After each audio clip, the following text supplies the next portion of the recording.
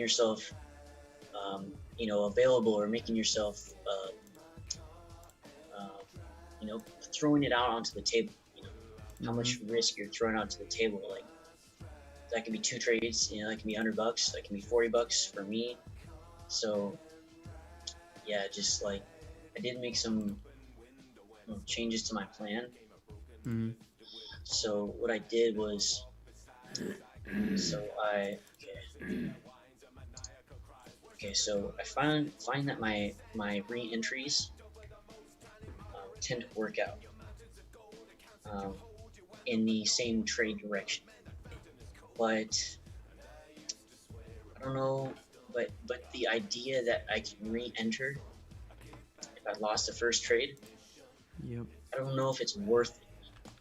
I don't know if it's worth it because I'm more inclined to overtrade. I'm more inclined to place, that third trade if that second one doesn't work out.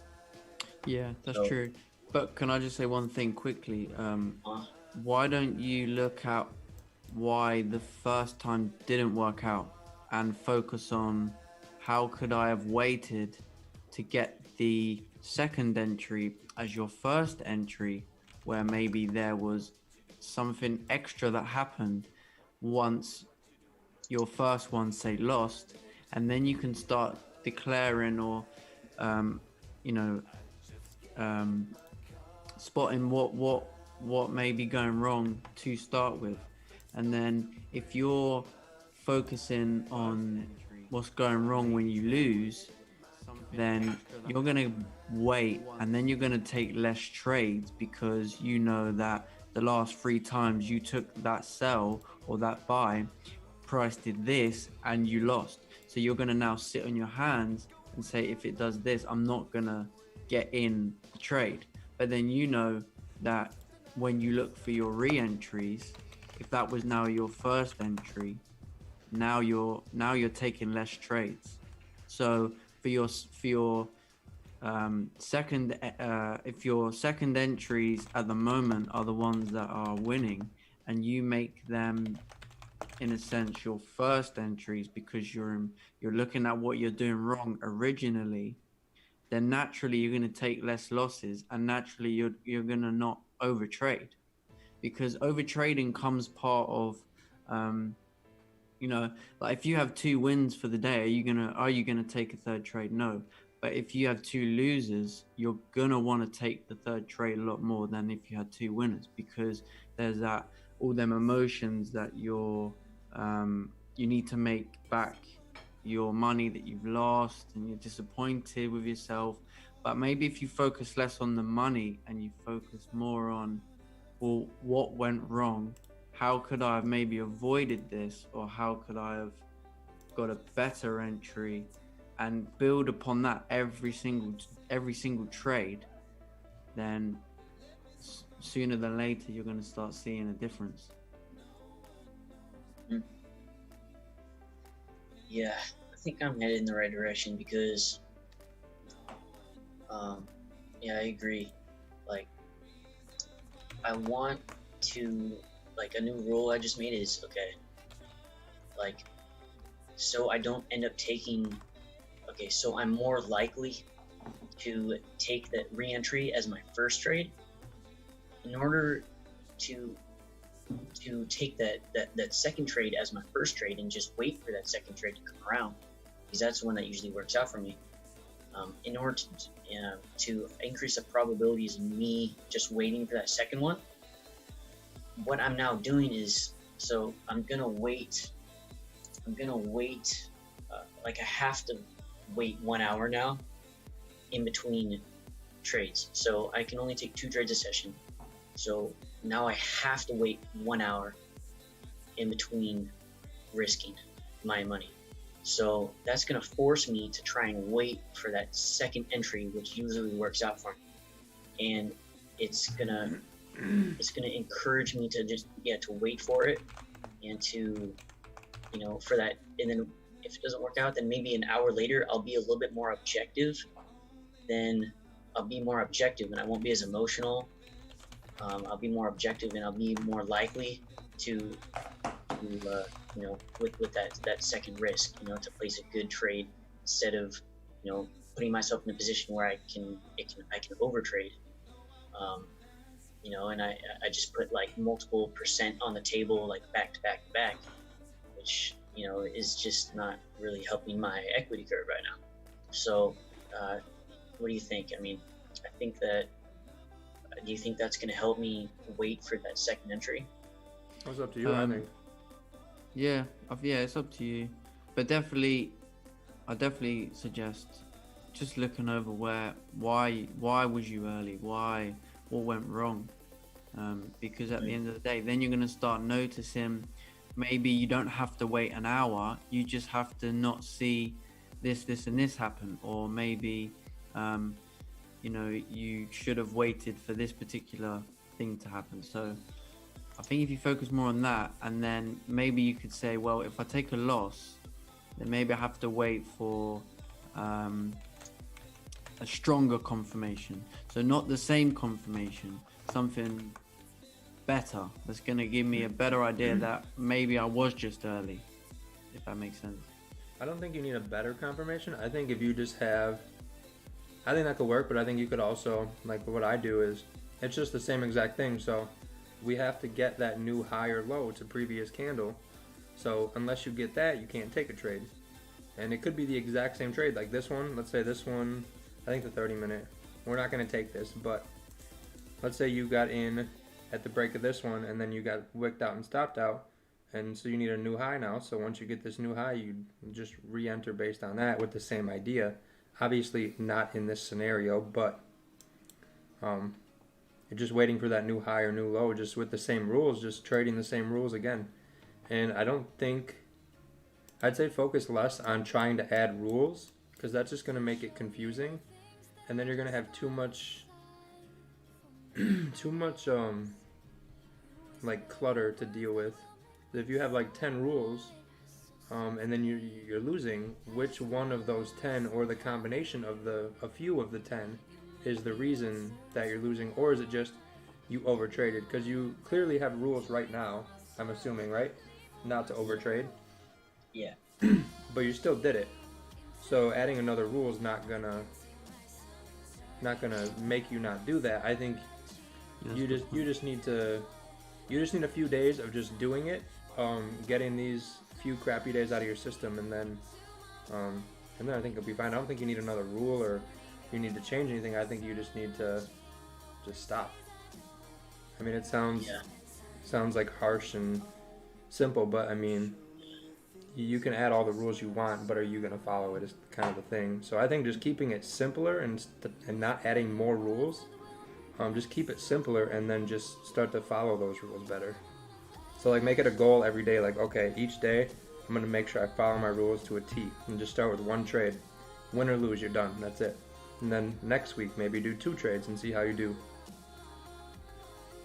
So I think that would be a lot better, because that's what I used to do. Is if I was doing something wrong, I'd try to add a rule, and then it just made it so confusing that there's so many rules. It makes it harder to be as confident in the setup to just jump in it again, because you know it's right. Yeah, that's what I would say. But I think Harrison's point also makes sense, and definitely looking at what you did wrong and studying that, obviously. But it's going to come down to just you wanting to be better and not doing it, kind of thing. Yeah, definitely. I mean, if you want, you could just DM me on Discord every day. Send me every chart you take, or every trade you take, like journaled up. And if you overtrade, you got to send me that, and I'm gonna know. And maybe that'll be something that gets you to stop doing it, and then you won't need to do it, and you'll be fine. Yeah, I'll start doing that. Yeah. I'll start doing that, because I usually do that with Raja, but he's just got so many messages and stuff, probably. So I'll start sending it to you as well, and it'll be a little bit more like, because I talk to you more often, like this. So it'll be a little bit better, I think. So yeah, I'll start doing that. I'll start marking up, like, yeah. Yeah, I mean, hopefully, I think something's gonna help. Hopefully that'll just give you that realization, like, you know what? I don't want to overtrade anymore. I want to get this down. Yeah. Is that, like, it's just, I don't know. It's like so, it's just like against our. Because it's just so pushed into our psyche as kids that like the more is better, right? Like the more you do of something, usually you'll get more out of it. Or yeah, but less is also more. in trading, it's like the opposite. It's like, but so it's kind of hard to transition from like traditional like ways of thinking into trading, where you kind of have to like it's like paradoxical. Yeah, I mean, at least for my life, less is always more. But I can see where like sometimes you got to do more to get ahead, but maybe doing more is actually doing less. Yeah.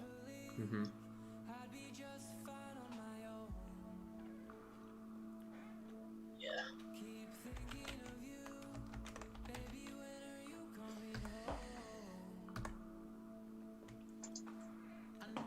No, bro. Yeah, GJ looks like crap. Probably a no trade day, but we'll see what happens. Maybe we get something, but I'm not gonna hold my breath. It's a Chinese holiday again tonight, so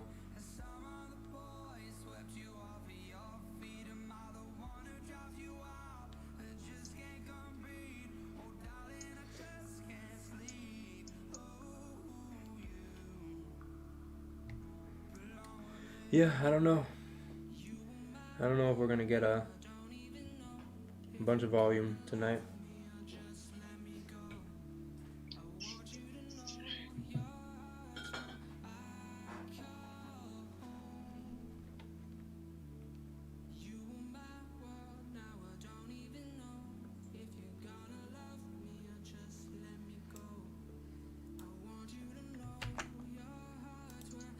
Cool. Did you not trade New York today? Nope, I stayed in bed. Actually, I mean, I stayed in bed till like 7:30, but then we went to run some errands, went to the car dealership, and went to the gym. So. Are your gyms still open over there? They just opened up a month ago. Oh, ours are all still closed. They were meant to open them on the 4th of July, but now they've turned around and said they're not. Which is pretty annoying. Yeah, I'm glad ours opened up.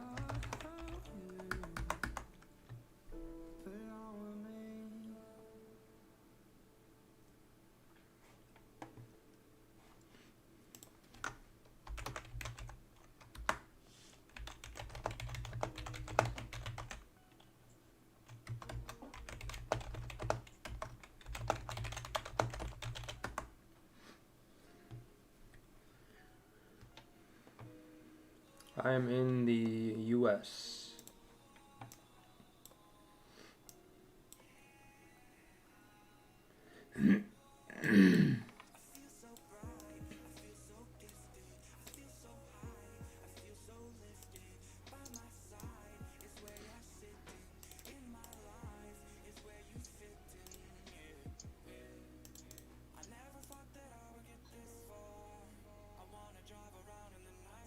Yeah, so 2 hours, we have 1, 2, 3, 4, 5 2 hours, all making higher lows. So, but going down just does not look good. So, I think if anything, maybe buys back up to the top. But whenever the 4 hour looks like this, I like to just stay out.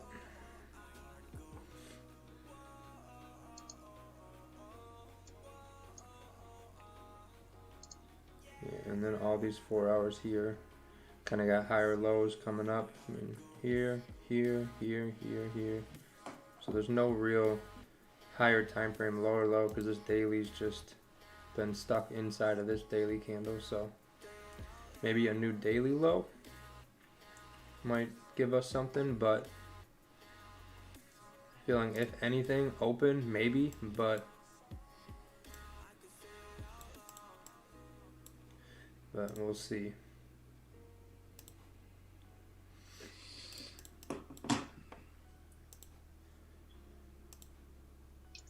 I'd rather just wait till next week, I think. Are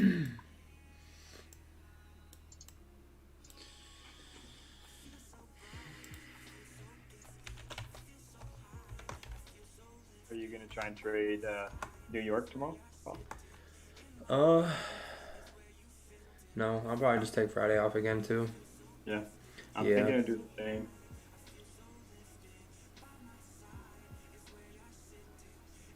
Yeah, it's just Yeah, from the weekly wick, it could go up or down.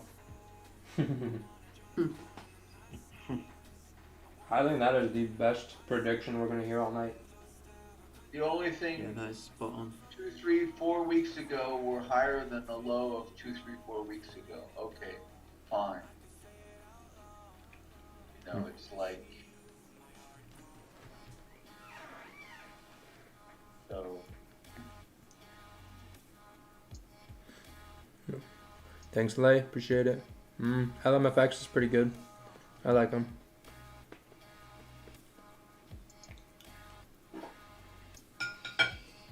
Oh, what's your spread right now? 1.5. Yeah, mine's about the same. Daily looks like more up than down. Yeah, it's just everything is so different. So there's Because of that 4 hour context. I'm inclined to like want to wait like you. Maybe next week. Maybe Tuesday of next week.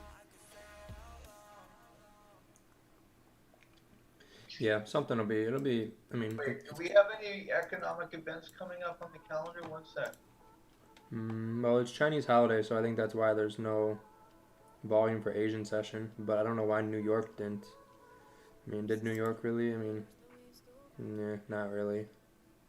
Had one little push at the end, but that was. Yeah, I mean, that was after 7:30, and then we just went into this. So. But typically New York moves way better than So just next one week push. is NFP. So maybe on Tuesday there will be some movement.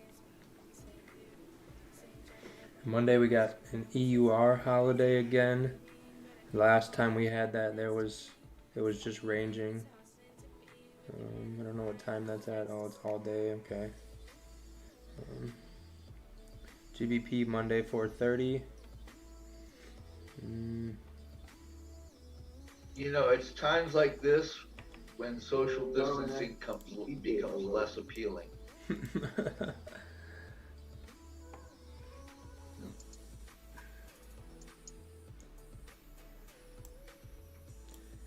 Alright, Fredo. Let's pull this AUD USD.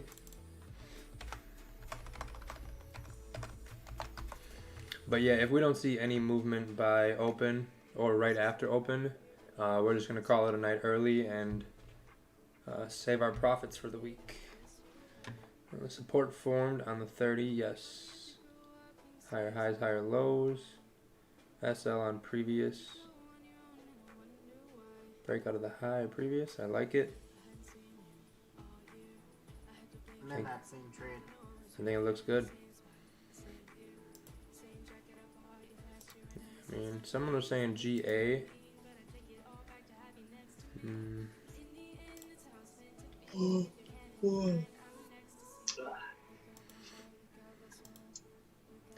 EJ's just going sideways too.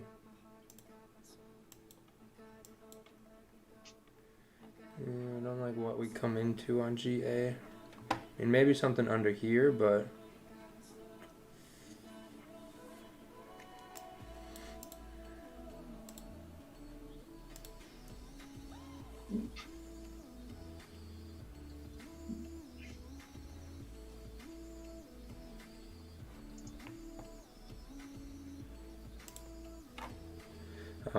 Patrick, it has been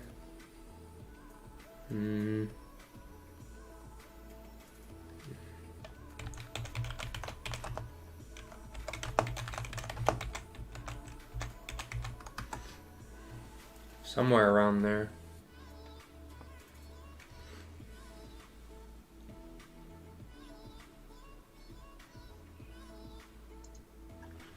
If you're gonna go do FTMO, I would just make sure. Oh, gold looks awful.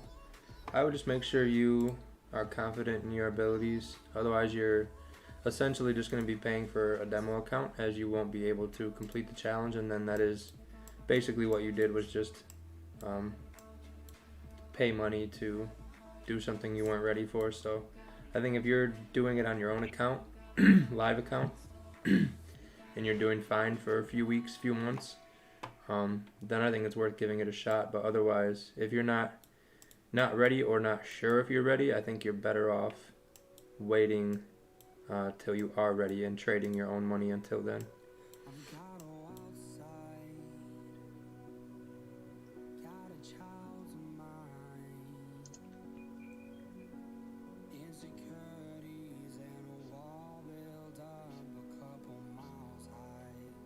I like EJ sells if we can get a close below 120, 160.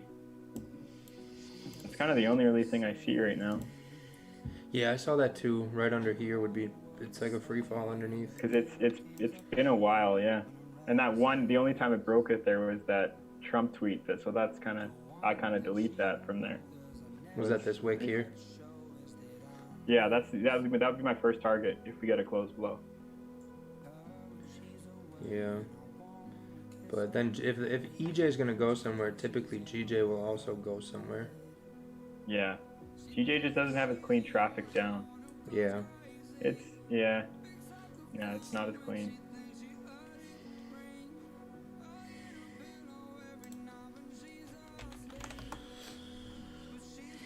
I'd kind of prefer to be bullish if I'm going to trade GJ tonight. Yeah, I think that's the only thing I would even see. Yeah. Is a buy above there, but even then it's still just... I'd wait for a close and a retest for sure. Yeah, a close and a new high for me. Preferably a close, a bearish close above, and then a break of that would be textbook for me. Yeah. As long as it holds that support, yeah, that'd be what I'd like to see too. Yep.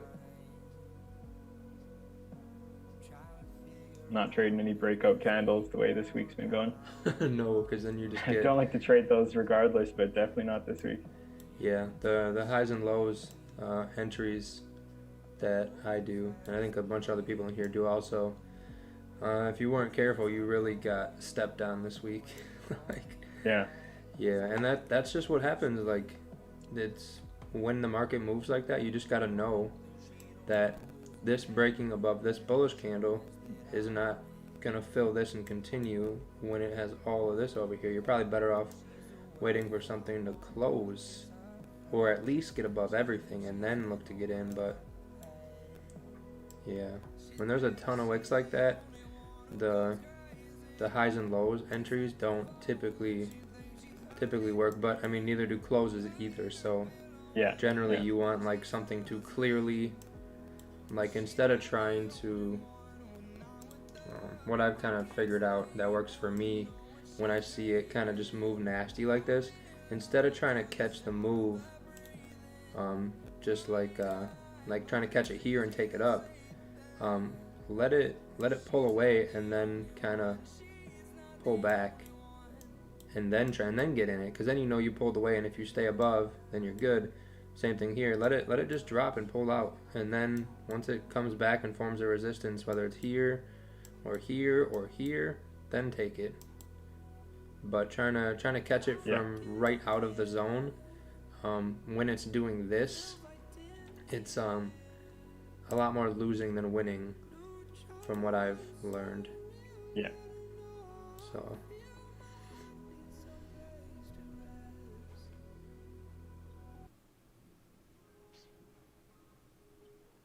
Yeah, GJ is a mess. Oh, it's so warm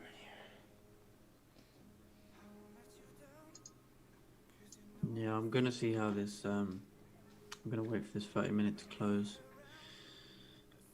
If it can close above 133, 130 area, then I'd like to see new highs being made for price to continue up to say 133, 350.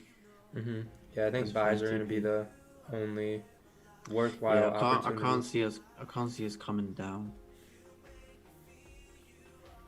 Yeah, we'll see. Yeah, I mean this 30-minute doesn't look like it's got a lot of volume, so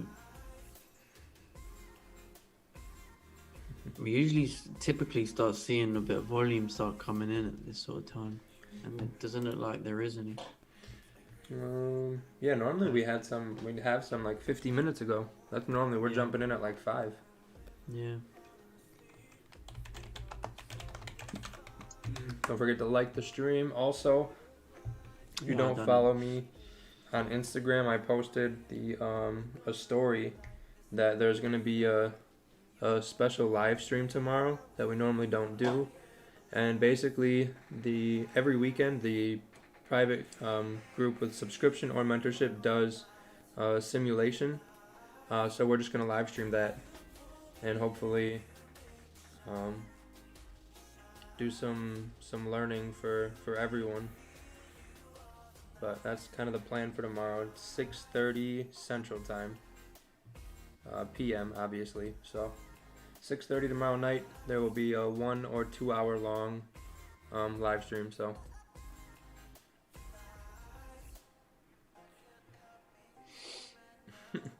No, I disagree, Andy. I'm gaining weight, so I am not on board with you there. Oh, is that the same time as your normal stream? Nope, it is an hour later than the normal time. Hour later. Cool, mate. Because Yep. I'm in London. I'm trying to work out. Yeah. Yep. Yeah, I'll drop it in for Rick Hill's group as well. The same as always. So you guys can Sweet. come, and because we do it. I mean, Rick Hill has a way bigger group, so it'd be way more difficult for him to do it the way that I do it, but that's just because he's been here longer. He has more people, so just taking advantage of our smaller community. But what happens is I don't do the simulating. It's the people in the group that do the simulating, and I just kind of run the simulation, and they discuss analysis together on why we should take this trade, why we shouldn't, and you just get a bunch of different perspective and ideas. So maybe you'll pick up something that you like. 7, yeah, I don't like the bottom one, Luffy. Top one, maybe. Sells, I'm not a fan, to be honest. Not a fan. Unless we get some spectacular candle, maybe. But I don't think we're gonna see that today. Yeah, I mean that candle just failed to close above resistance, so it's still ranging in my eyes. Yep. I think I might take a little break for a few days. Yeah, if we don't see anything in the next hour at open, like in that first 15-30 minutes of that once open Tokyo open, then we're done. I'm gonna close it up, call it a week, and then we'll be back tomorrow night to simulate. Sweet. Makes sense. Yeah, I'm still in the blue for the week, so I'm not even gonna waste my time. On what point do we take buys? I'm assuming we're looking for some sort of close above here and then a new high or support to be formed is kind of the idea. That's what we're looking for. Buys at what price? I would say you can buy at buys at 136,500 is where you can buy for sure. I would just sit on the chart till you get there, and then 136,500 it'll probably hit pretty quickly, and then you can take price up. I mean, we only need to move about 330 pips ish. 136,500. You just woke me up. What's up? Yeah, we yeah. Oh, I'm awake now. Only a 400 pip move, and then you can buy. Yeah, just wait for next hourly. We'll be there. Yeah. think, as you were saying earlier, it needs that break and retest, like a clean break and then a retest, and then you've got a clean move either direction. Otherwise, you're just going into a lot of noise. Yep. And yeah, with it being Thursday, no point. Yeah, I mean, buys are slightly cleaner, I think, but still, you got quite a few wicks. Yep. Wait, Harrison, didn't we have an appointment for 134 500? 134 500. Weren't we supposed to get together on a trade for that? Was we? I don't know what you're talking about. 134, yeah, that's a ways. That's definitely not something I said. I thought we were going bearish. I still think we are, but with how it's moving right now, I don't know if we're going to finish and end bearish on the weekly. That'd be a pretty big move.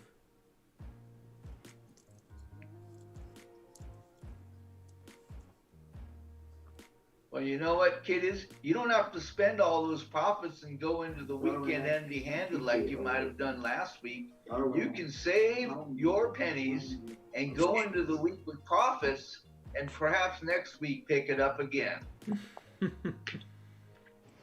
Yeah, I'm feeling that. Yeah, no, GJ is a write-off, but if we get a good buy opportunity at open, might be a trade to take, but at the moment I am not looking for anything. Would I take a sell? Nope. I think the only sell I'm interested in is probably a close under here, or even a close under here. I'd be interested in that, and then we could kind of target this wick down to this support, maybe fall to this support, because if we break through here, we'd be breaking this little uptrend we have going on. So we don't use those here, but I mean, I don't, but I can say we're kind of trending up a little bit. So if we close under here, I mean, even if we close under here, we'd be breaking it, but this would just be a better break because we have all these wicks here. So I would just put a zone here and then try to take it down to support down there.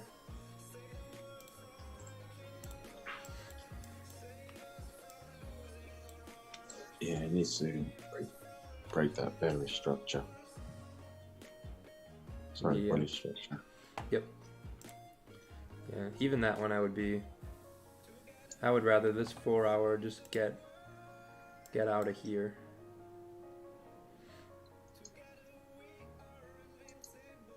Because we're just kind of stuck inside this candle here. So maybe if we break this previous 4 hour, we'll kind of push down a little bit, but then we still have all of this, so just might not be the smoothest way down.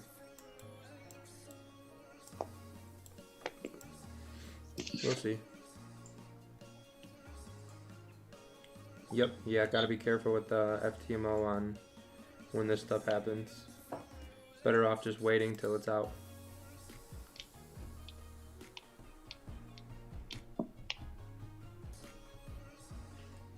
I'll grab a drink.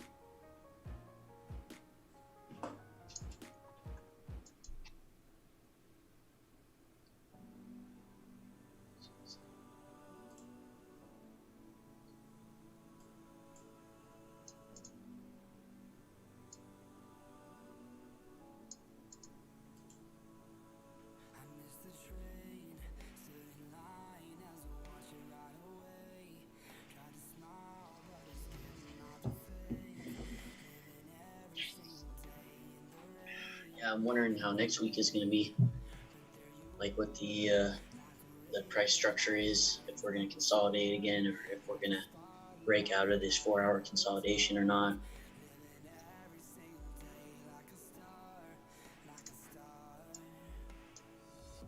Because right now we're consolidating so hard.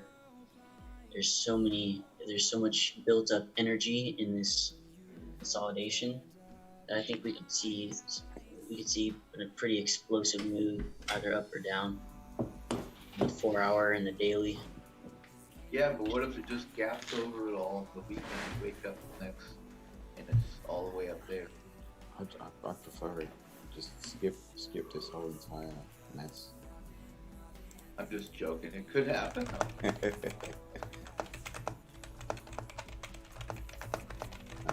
GJ, I had a good couple of weeks, and then the last couple of days, GJ got me.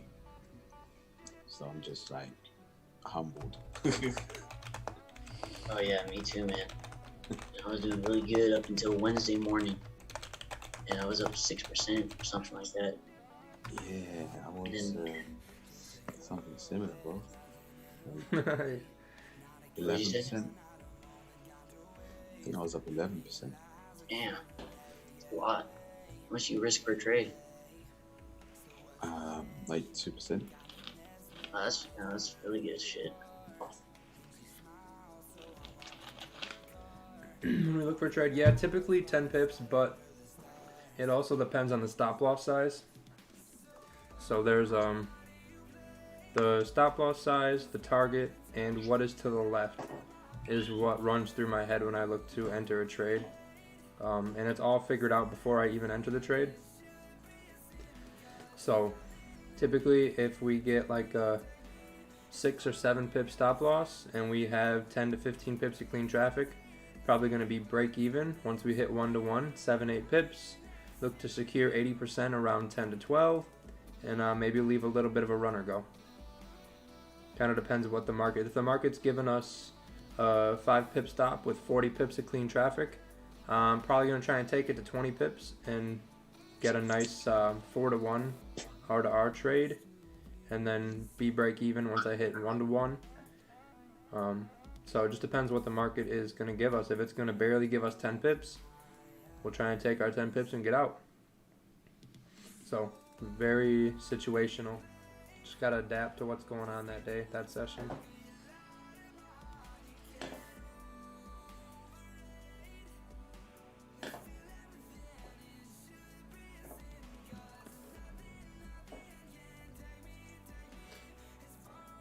Harrison, you here?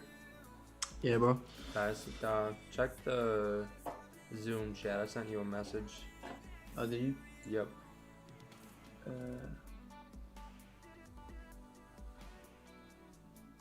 No, not at all. Okay.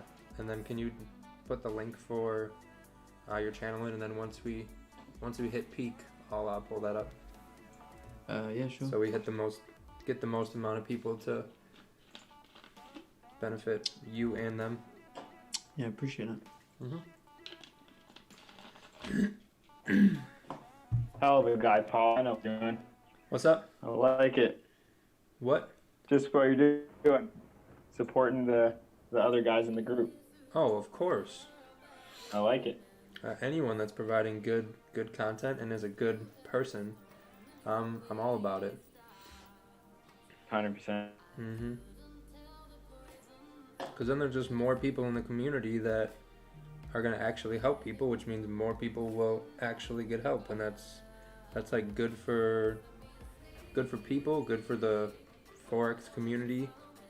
Makes our community look better when there's more good than bad. More credibility, more respect. Yeah. And that's what it's all about. Is just... There's so much bad out there right now. Yeah. We need as much good as possible. Yeah. Yeah. I mean, it's all about just. I mean, we're all here to kind of help people, so.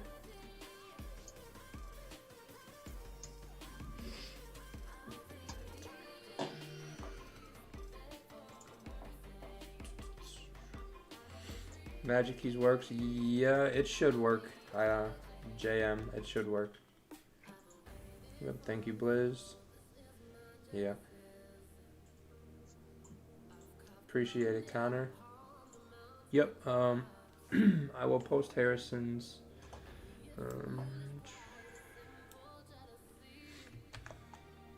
So we'll post it here quick, and then once we kind of hit peak, we'll pull it up again. But I believe if this link works.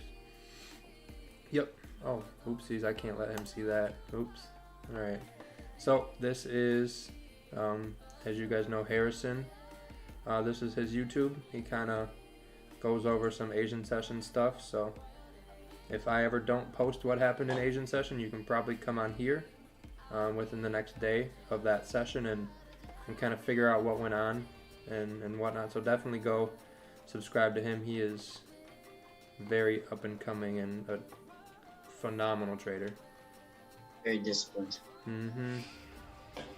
Yep. Appreciate it, Paul. Yep.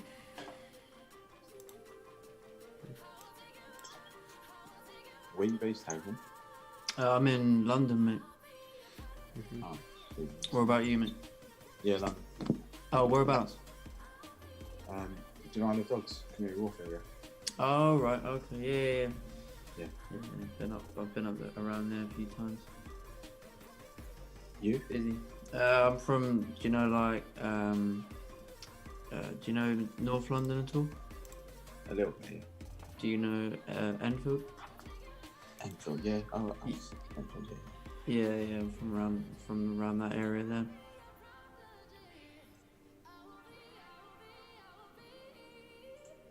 Cool. So there's D-Boy as well from London somewhere as well, isn't he? Yeah, I think he's from East London. Or lives in East London now. Pretty sure.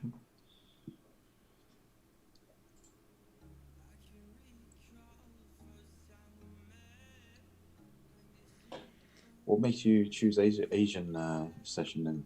Considering you're in London, it's quite late. Personally, it's because it's the only session I actually have time to trade. So, Okay. I mean, with like work and stuff, I have to, I can only really trade Asian session. It's the only really time I get. So, obviously, during the lockdown, I was trading New York. So, obviously, when I looked to go full time, I'd still trade Asian and I would trade the New York Makes session. sense. Yeah. Yeah. So, I mean, you just have to make do with what you can do at the end of the day. I mean, Yeah. I'm not 100%. gonna. I'm not. It's just the fact. Like, I know some people will say that Asian session has low volume. But the way I trade, I don't need to catch some ridiculous move to be profitable. I just need to take my 10 pips per session, which is easily doable in an Asian session. So, and to be fair, like I've been watching the Asian and New York session for like 2 years now. So I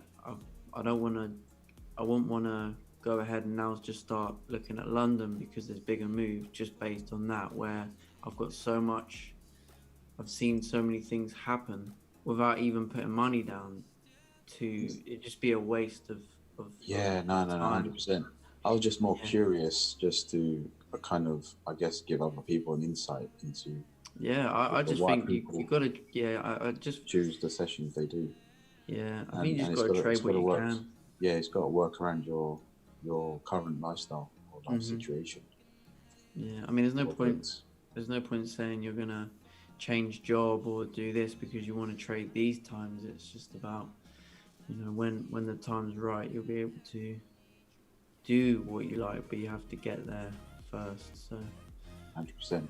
yeah, Until you're ready for that transition, you've got to work around exactly, your studies or your other work commitments exactly. or even family commitments.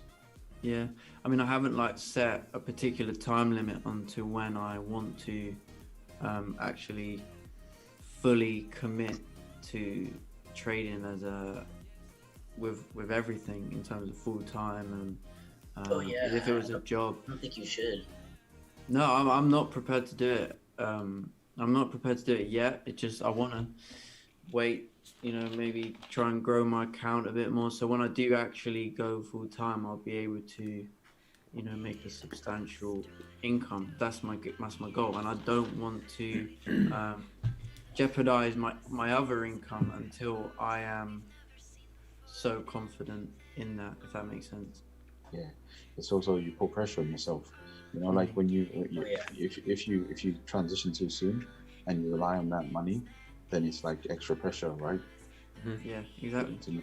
Yeah, so and then if you're relying on exactly, if you're relying on trading money, then you're also now going to, if you've say left your job and you think, oh yeah, I want to be a full-time trader, now your emotions are going to be running a lot higher because that's your form of income. So if you're taking 2 losses at that point in a row, can you psychologically learn to adapt and deal with it? And that's all what I'm trying to build towards. It's just having that real solid foundations for when I do. I'm gonna get there, but damn right you will. I will, but I'm not gonna put a time limit on it. Yeah, it's just gonna happen naturally. Like before you know it, you're just gonna be, sitting at home, just quit your job, and you're like, wow, this is exactly what I wanted. Now I'm here. Just gotta stay disciplined now and keep growing, keep learning from my mistakes, and the sky's the limit. Mm-hmm. Exactly. Yep.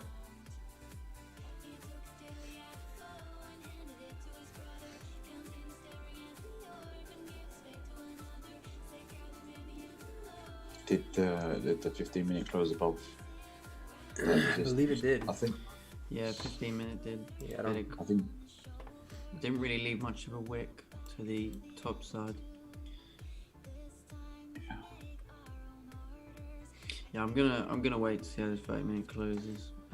I'm gonna be really extra patient because I've taken 2 losses now with trading GJ buys, so I'm very, very wary, especially the week that's happened. So I want to see real nice, good confirmations. But I do like the fact that we are getting above that resistance before Asian Open, because had we still ranged and then just broke out with that massive volume, then for me it looked like the times we've done that, it's sort of died down beyond that point. So it's kind of nice that we are setting up above that area before Asian Open, which is one thing I do look for. So but I mean, it's the last Asian session of the week, so I'm not going to force anything. Only if I really like it, I will. This will be my last trade for the week. I won't be trading New York tomorrow. So yeah, I'm just gonna really sit on my hands here and just get the extra confirmations. I think having a good couple of weeks, my confidence grew. But then these last couple of days, I'm like, all right, I need to just be more careful, I think. Yeah, definitely. Especially seeing what he can do. You can have a good week or two and it can really boost your confidence. Yeah. And then suddenly, if you sort of overstep that mark a little bit or get complacent, it'll teach you a lesson. Yeah, that's definitely what's been happening to me, because I've had I had a week like this 2 weeks ago where I start off the week so well, like up 5-6%, and then I just get complacent and then I take a loss and I'm like, okay, I want to get that loss back. I'm gonna print my rules and I'm gonna put it up above my monitor. Yeah, you really gotta I don't know. It's just gonna take time. It's just like a skill. It's just gonna take time. As long as we keep on working on it and Yeah, it looks like maybe GJ might come up without a retest if this breaks past that wick there to the left. And then just one of those where you miss the move. Yeah, I wasn't interested in it. No, I'm not interested. Especially if it keeps going bullish, there isn't going to be enough range. The music's too loud. Okay, I had it. It seemed too quiet earlier. It's like when I start the stream, the music's super quiet, and then once we get going, it like gets too loud. I was going to say one thing that really helped me deal with losses is kind of preparing for them beforehand, in the sense that if you know that you are sticking to your plan and you are risking the amount that you've set out to risk, then you just have to accept that the loss is that 20 or 30%, the 20 or 30% probability that you will lose that setup, and that is just the probability. If you're sticking to your trading plan, then that's all it is. And then, if you look at it like that, as long as you're doing the same thing over and over again, you're going to have, on the flip side, more wins. So, yeah. Yep.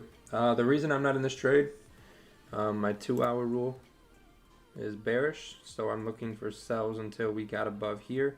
Now I'm kind of more interested in buys, but still not a fan. When 4 hours breaking above, maybe we push up there, but I want to see this 30-minute close and then see what happens. So I mean, we would have had to get in it down here, but I just didn't like where we were at. So, and then the target, maybe we bounce off of these wicks here. Maybe we do get up to here or even up here. It just wasn't enough room for anything I liked. So we'll see what Asian Open brings, and I'm interested to see what this next 30-minute candle does. Because this one bullish one, I mean, if you were in it down here, I mean, that was the move. So I want to see how we kind of react above this level and if we can kind of stay up here. Because one bullish candle doesn't really mean buys for me. It's gotta do some stuff. Yeah, I mean, the way GJ's moving, this could be the move up to come all the way back down with open. Yeah, I decided to get buys because my logic was, if there's wicks over there that occurred during the open of the daily candle, those wicks were like really significant, then we wouldn't have created support and then came right back up to resistance and be breaking like 30-minute highs. So it was definitely a risk. But, where did you get your entry? got my entry right at the break of the 30-minute high that closed at the hourly candle, right at 7 Eastern. I did entry at 165 and did close half positions when it was parallel to the red long wick, and I rightly switched my chart to 1 minute, and as I saw it getting red, I just sold my half positions, and now rest is running at the break even now. Very nice. You've been killing it this week. You don't know, man, what happened to me in the morning. So Ouch. I'm very careful. Did 3 losses. The 2 with the Raja session, and third was my own fault. I should not have the third trade. because of that third trade, I closed my computer and I missed that bearish move. That's how it goes. It does nothing, and then when you leave, it's like, here's a perfect trade. You know, my wife used to say, whenever we used to hold, it comes back. And when we leave the trade, it goes up and up. Yep. Yep. Yeah, that's why sometimes when I leave runners to like hold for a while, like on like if I have like a daily target, I just try not to look at it as best I can. What do you suggest? Till what TP I should leave the runner? I mean, I think 133, 300, 350. I mean, depends how much you have. If you have 50% running, I would say maybe look to secure another 50% of that 50 at 300. But that's kind of up to you. Maybe just manage it behind 15-minute candles, and if it keeps going, it keeps going. If not, at least you secure something. That makes sense. Yeah, but that's kind of, it depends what you have on the table. Like for me, if I secured 80% and then I secured 50% of that 20, I'd probably just let it go and see what happens. Just throw some random daily target on and it'd be such a small percentage that was left that it won't even, you're not even going to notice if it hits stop loss because it was just that small. But if it runs, then maybe you get a nice little runner. Depends on how you want to hold it though.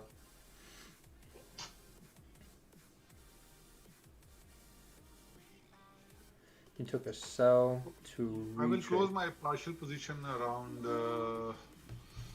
300. Okay, makes sense. This is a strong bullish close. We've got above that wick there to the left. You've got some wicks and resistance around 133, 250, no? Yeah.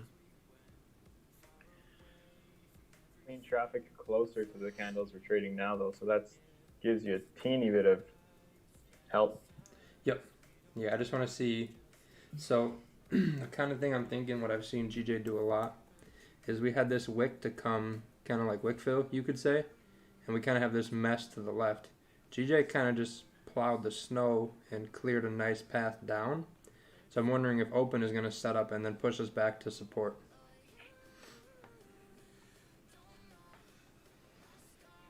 Yeah, if I entered buys here on the break of this, I'm kind of thinking, I'm not sure yet, but if I did, I would definitely close before open.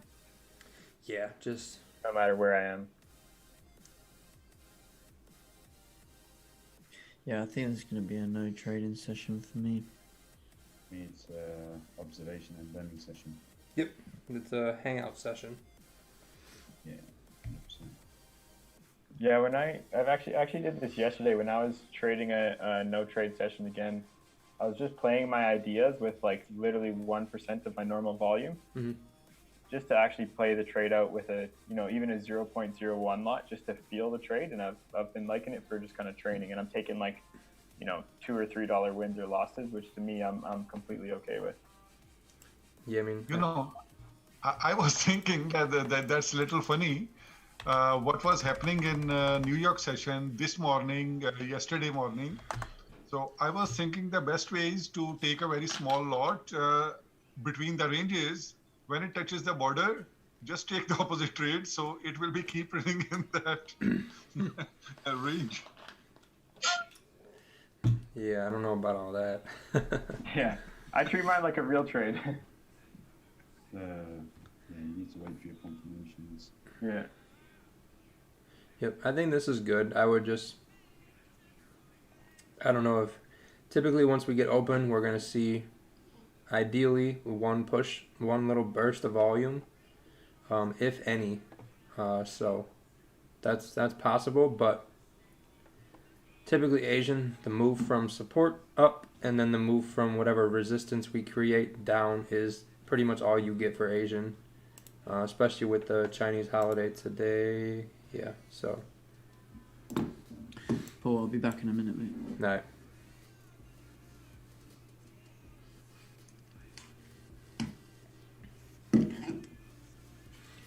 Yeah, I'd like to see how this hourly closes. See if we can get above, but we just kind of tapped up into here, so in 15 minute just hit resistance, so we'll see what happens. Why do I trade Asian? Because nobody else does, and it works with my schedule in my life. So got two. That's the most funny one that no one does. Yep. Yeah. No. I mean, I don't know if anyone streams Asian session, so I got that going for me, and it actually fits really nice in the morning. I can do group stuff and trade New York, go to the gym, take a nap if I want, and then come evening, then I get back on the charts, get to work, live stream. Works out pretty well. I like how my days are set up. So.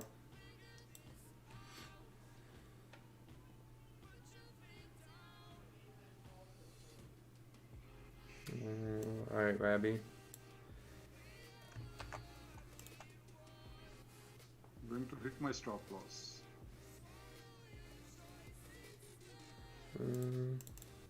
Yo, Paul. Yo.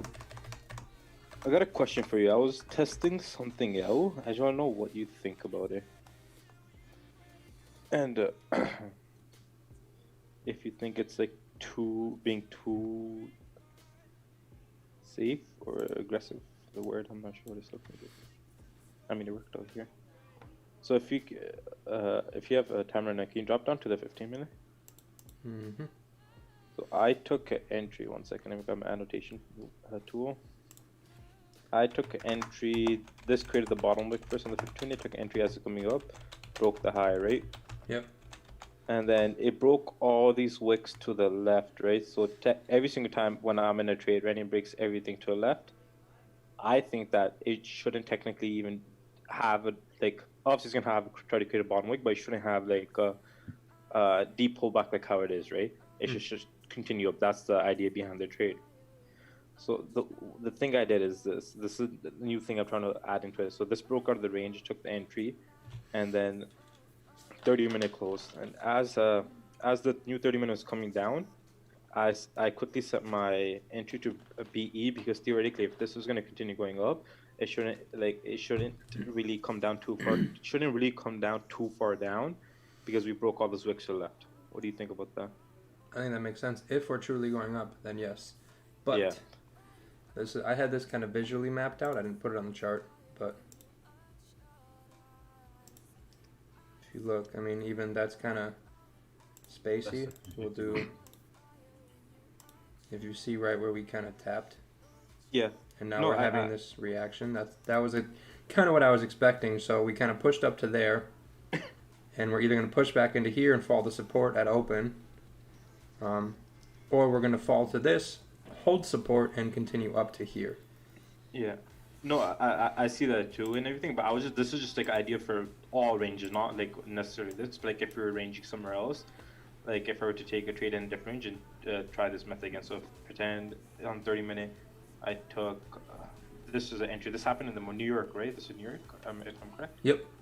Yeah, so this is where I took an entry at the high of this 30 minute, right? Yep. So if I were to take, this is like another example of what I was talking about, what I just did. So if I took this trade, it came all the way up there, right? Yep. So technically we broke all these wicks to the left, right? And this is kind of creating like a higher low. We broke all these wicks to the left, and theoretically we should continue going up. So when I was on this trade, quickly setting my stop loss to BE, because there should be no reason to even pull back down, resulting in me saving me from a loss. Yep. But what did this bullish candle do here? It went low. Yep. And when we see that, where do we kind of pull to it? Remember? Yeah. Yeah. Because why did we make this wick down here? And then we pulled to it. So maybe identifying that, you could have had a better idea that anything going up is going to more than likely be a fake out, especially with what's to the left, because we didn't break everything. We tapped right into here. So this was super messy. So you see this lower low, this makes a lower high to what's over here. You can maybe kind of anticipate to come down a little bit, but I saw the trade. The trade was a winner. It made sense. You got what, 10 pips on it? Yeah, I got in slightly higher due to spread, and then I was watching for hourly, so that's the reason why I couldn't secure. But yeah, Gotcha.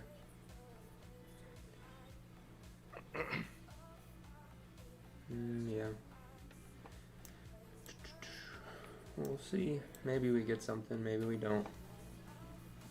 Want to check the daily. Yeah, I think if we don't break above here, I think we're gonna be falling back to support and back to this mess.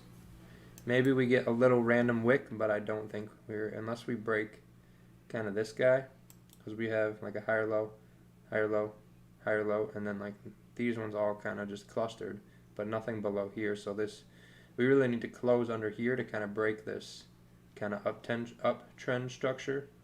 And then if we do that, a close under here, then I think we'll kind of fall down.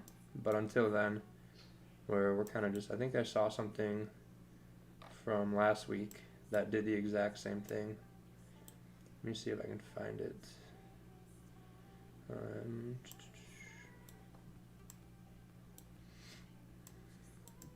Yeah, here.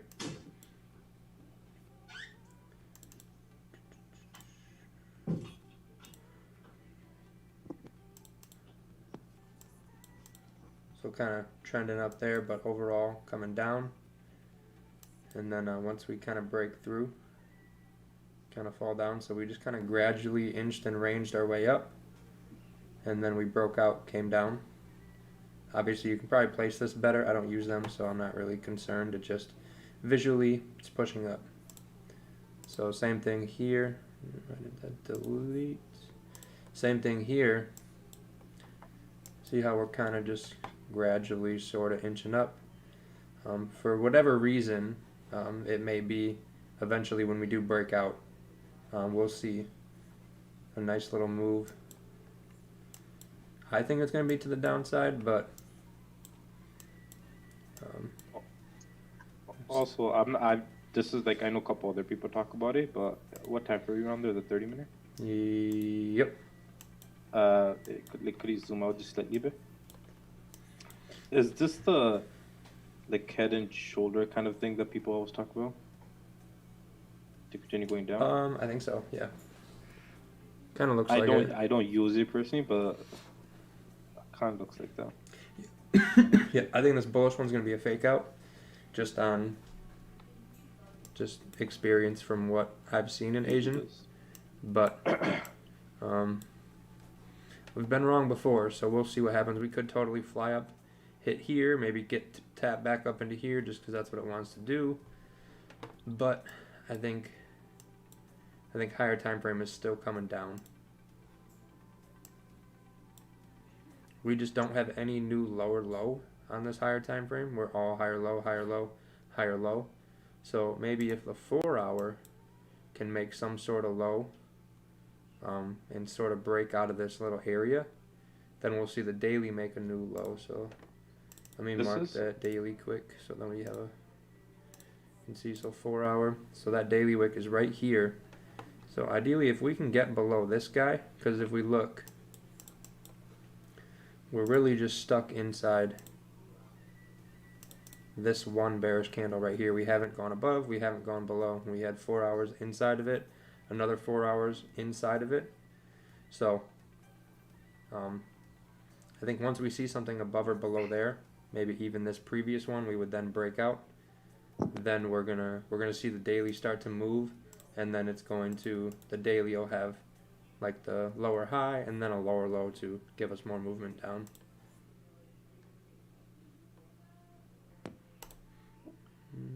Also, to look at the opposites. You know, you're kind of drawing like the trend line. I know you believe it's gonna go up too, but it kept creating.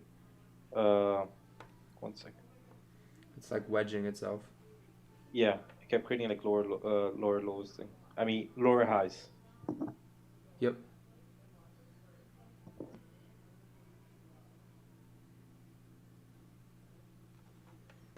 Yep, yeah, I see that. I mean, this one kind of came up to here, but still, overall, it looks like we're still coming down. We're just we're just not doing anything right now. But once we start to do something, I think that we'll start seeing more direction.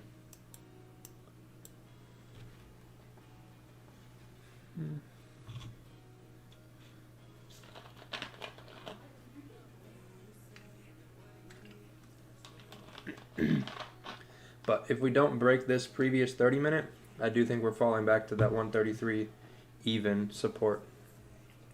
Because then price was not able to sustain this, and we're going to fall to support. And this is our strong support, so Yeah. that's what I'm kind of looking for. Yeah, I agree. I mean, that wick broke all those, the 4-hour wick, the 4-hour high, broke all the hourly highs. So, I mean, if we can't go up Got to come down. with all those breaks, then we're gonna come back down. Yep.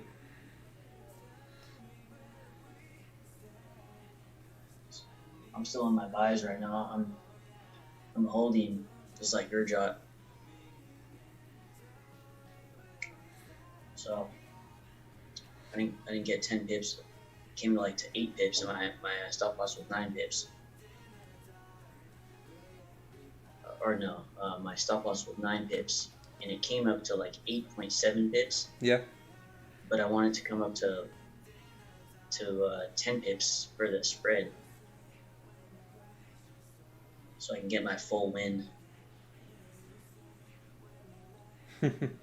Gotta hold it to 1-to-1 at least. Yeah. I mean, even if you secure 80% at 1-to-1, and your runners never go, you're still good.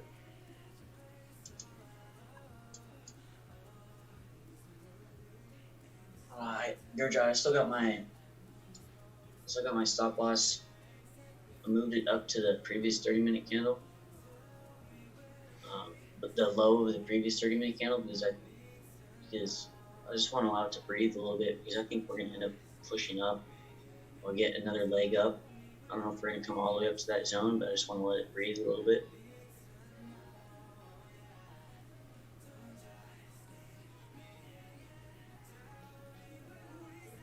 Yeah, that's a mistake I've been making. You gotta make them so you don't make them, though. So it's all part of the process.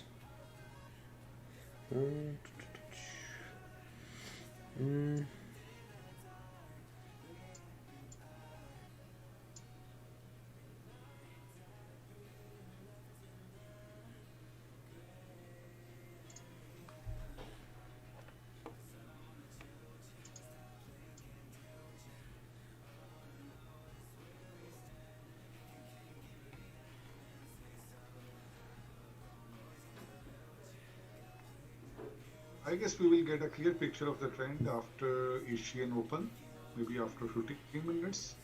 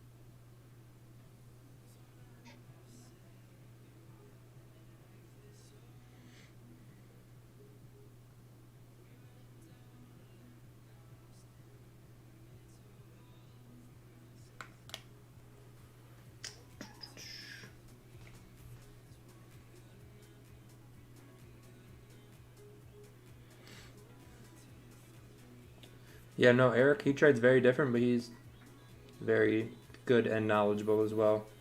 One of these days he's going to come on and chat with us. Maybe next week, if he's down.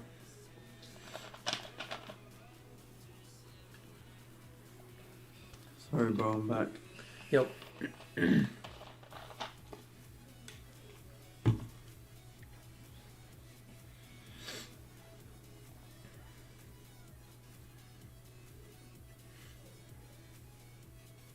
Hopefully he better come on one of these days. I think that would be a good discussion. Got 12 minutes till open.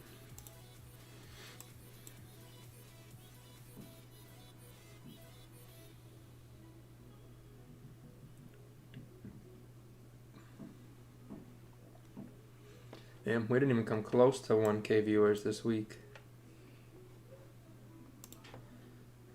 So if we break below 13. We've been here in the trenches, Paul.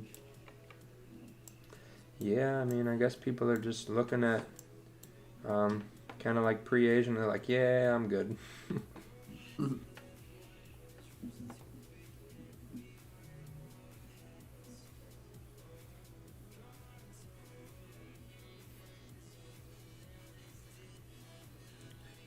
Yeah, Eric, if you want to shoot me a DM on Instagram, we can figure something out. Get you on one of these days eventually.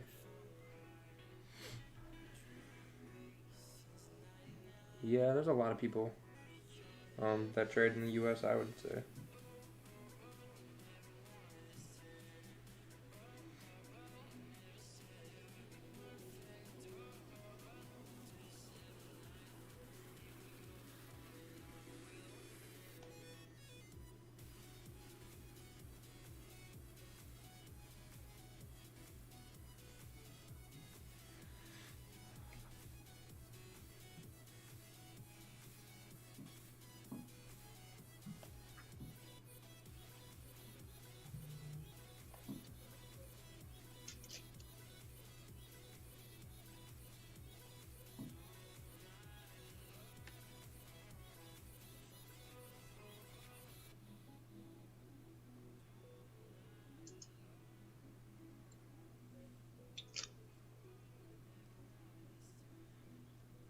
Oh man, I get stopped out here. Oh man, it's gonna be rough. It's gonna be like typical Asian fake out. Oh man, Mm-hmm. that's gonna be rough.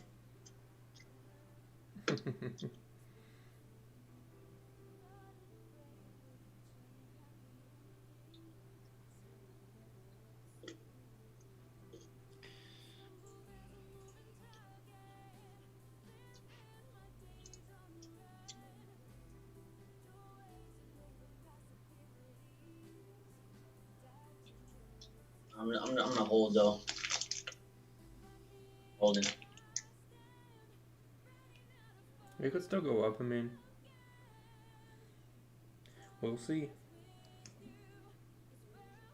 Are you trading at all? If we see something nice. I think this did the thing you're talking about, clearing the snow. Yep, it cleared us. Continue heading. It cleared a way down. Yeah. Cleared the snow. Yep. Those 3 bullish candles kind of just shoveled the crap out of the way to let us fall down a little nicer to support.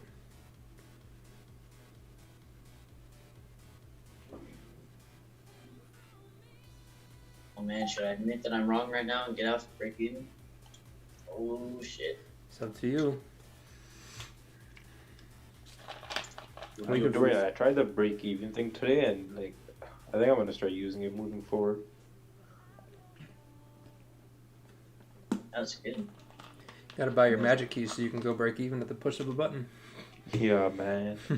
I need everything. I need a new setup and everything. I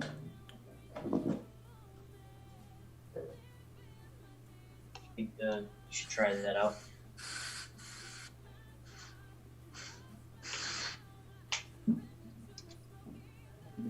Yeah, I mean, Eric, I would say it all just means it's all the same thing. Fake out, liquidity, what was the other thing you said? Retail stops. I mean, I feel like you can kind of call it whatever you want. I mean, price just didn't go up. So.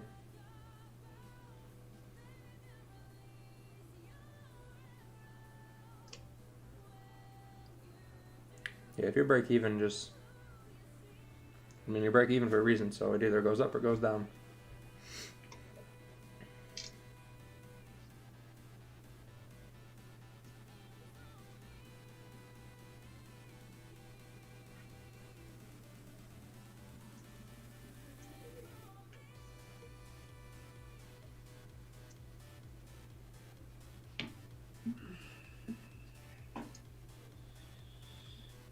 Maybe we need to see how the hourly closes. Yep. If hourly can't close above, then we're coming back down. Yeah, agreed. Yeah. Yep. That's what I'm thinking, Killer. Exactly. It's gonna be a big pop wick. Yep. Just another one of these. We just need to see where this 30-minute closes, I suppose.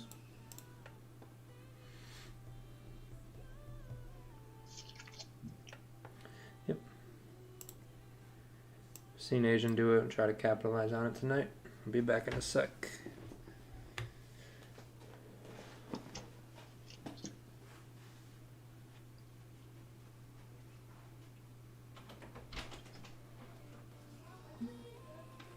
Oh man, that was rough. It was like 4 micro pips away from 1-1, not counting the spread. Yeah, if you look at GJ yesterday, it almost did the same thing in reverse. It fell down to support, wicked above before the open, and then the Asian Open that's going to happen in 6 minutes here pushed it to the complete other side of the range. That's going to be my trade. I'm going to use a small position and try and catch it at the break of the previous hour. Yeah, that's a pretty good spot to break the previous hour. Yeah.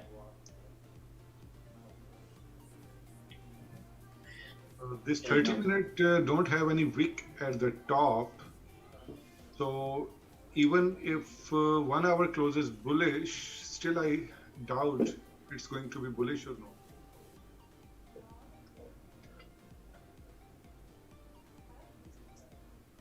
I rejected pretty hard. I don't really like buys anymore.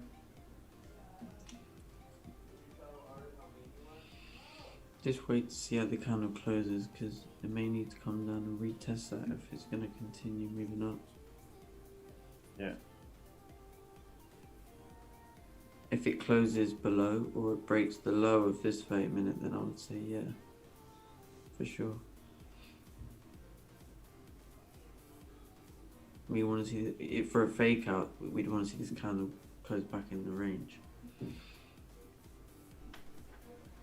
So anything closing above is, you could argue that it's trying to form support to, if you get a bullish close after that, you could argue we're forming support to continue moving up. Yeah, if it closes where it is right now, I got that below the range, and that's giving me bearish signs. It's broken both the previous 15 lows. Would you still look at the higher time frame for that support, i.e. 30 or 1 hour? Who, me? Yeah, just generally, yeah. So I'm looking at, we have like a resistance on the 1 hour and the 30-minute at like 133, 130. Yeah. So right now this 30-minute would have to close below that area for this to be a fake out. Otherwise we could see a support formed, and then if the hourly closes like a weak bullish, then maybe a wick fill if it continues up. Otherwise we're just going to break the lows and then continue to drop. So it all depends. If a support is formed here at this level, then there's now the probability that we are going to maybe continue moving up. But for a fake out, you'd want to see a close back in the range. It's almost there, isn't it? If it continues. Yeah, if it, we just got to see how it closes. Yeah, it's gonna be interesting. See how this plays out.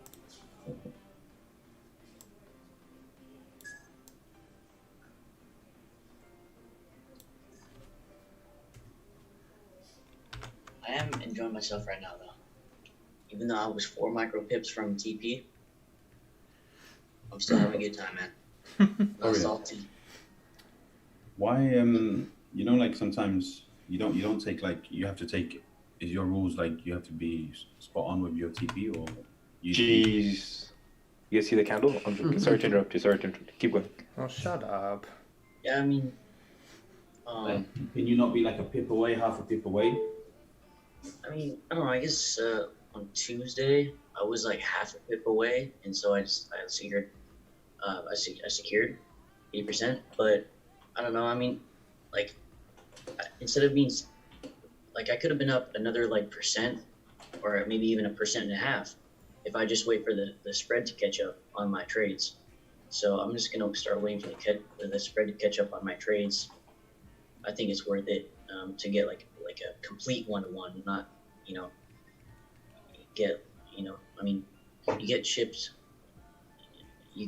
like 0.20% or 0.15% of your position or 0.10 of your 0.10%. That kind of adds up, with your wins, and so I'm gonna start waiting for the spread to catch up.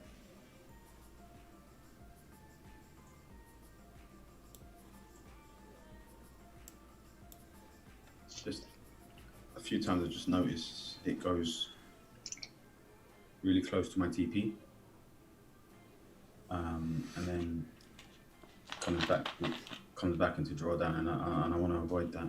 Like, for me personally, I think I might start closing a little bit earlier. And closing a little bit earlier. Like securing earlier. Yeah, I mean, you can't really, as long as you like consistently put yourself in good trades, then it's okay if you secure a little bit early, I think. Okay, so where did we close? We're sort of in the zone.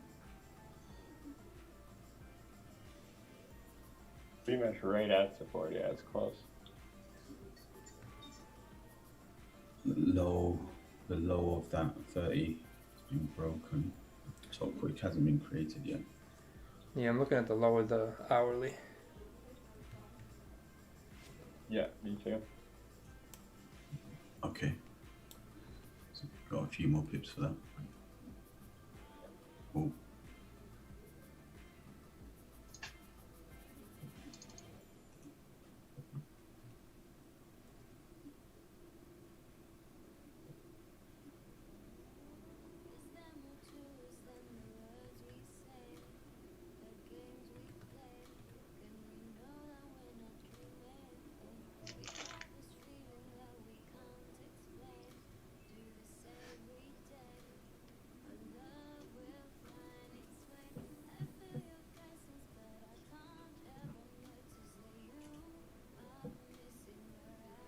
Probably some sort of top wick.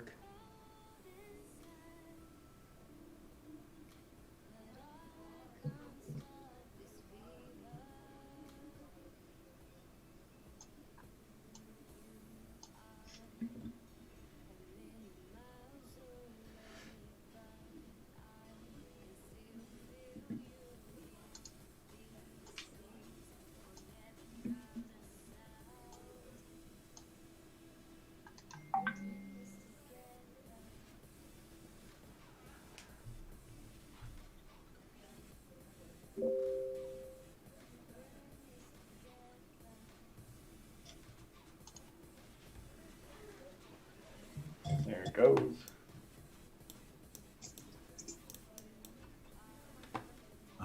Hourly broken.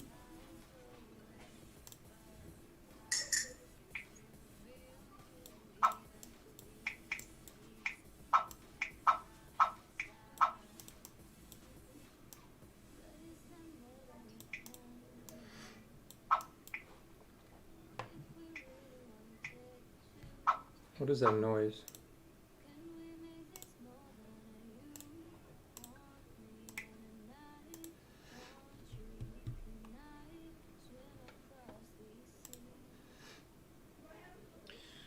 Paul, you taking sales? Yeah, I got in it. Threw a little bit at it. I risked a lot less, but Yeah, for me, I'm not convinced we're going down just yet, just because the way that bearish candle closed above. So for me, I need to see maybe this candle start closing bullish for buys to still be what's the word, valid. yeah.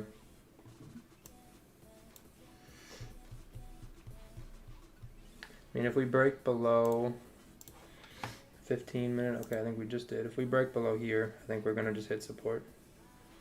Yeah, potentially. Yeah, we'll just hit support and then maybe break out and continue, and we get lucky, and this is the breakout. But I feel like we have a better chance of learning to fly or breathe underwater. But you never know. Either could happen.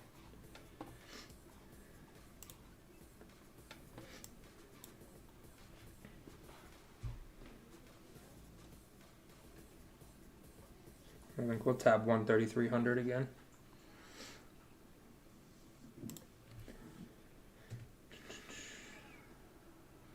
Yeah, auto BE set at 10 pips, and we'll see what happens.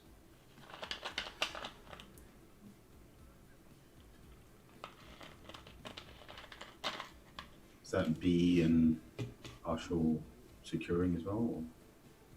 Yeah, that's where I'll be securing 80%, and then I'll be break even too.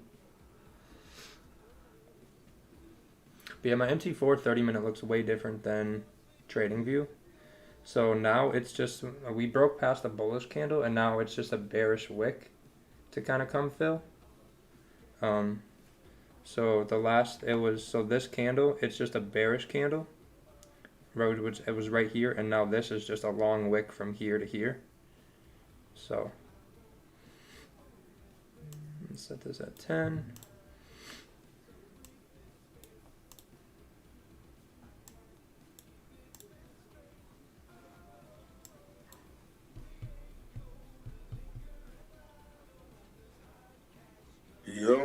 Yo.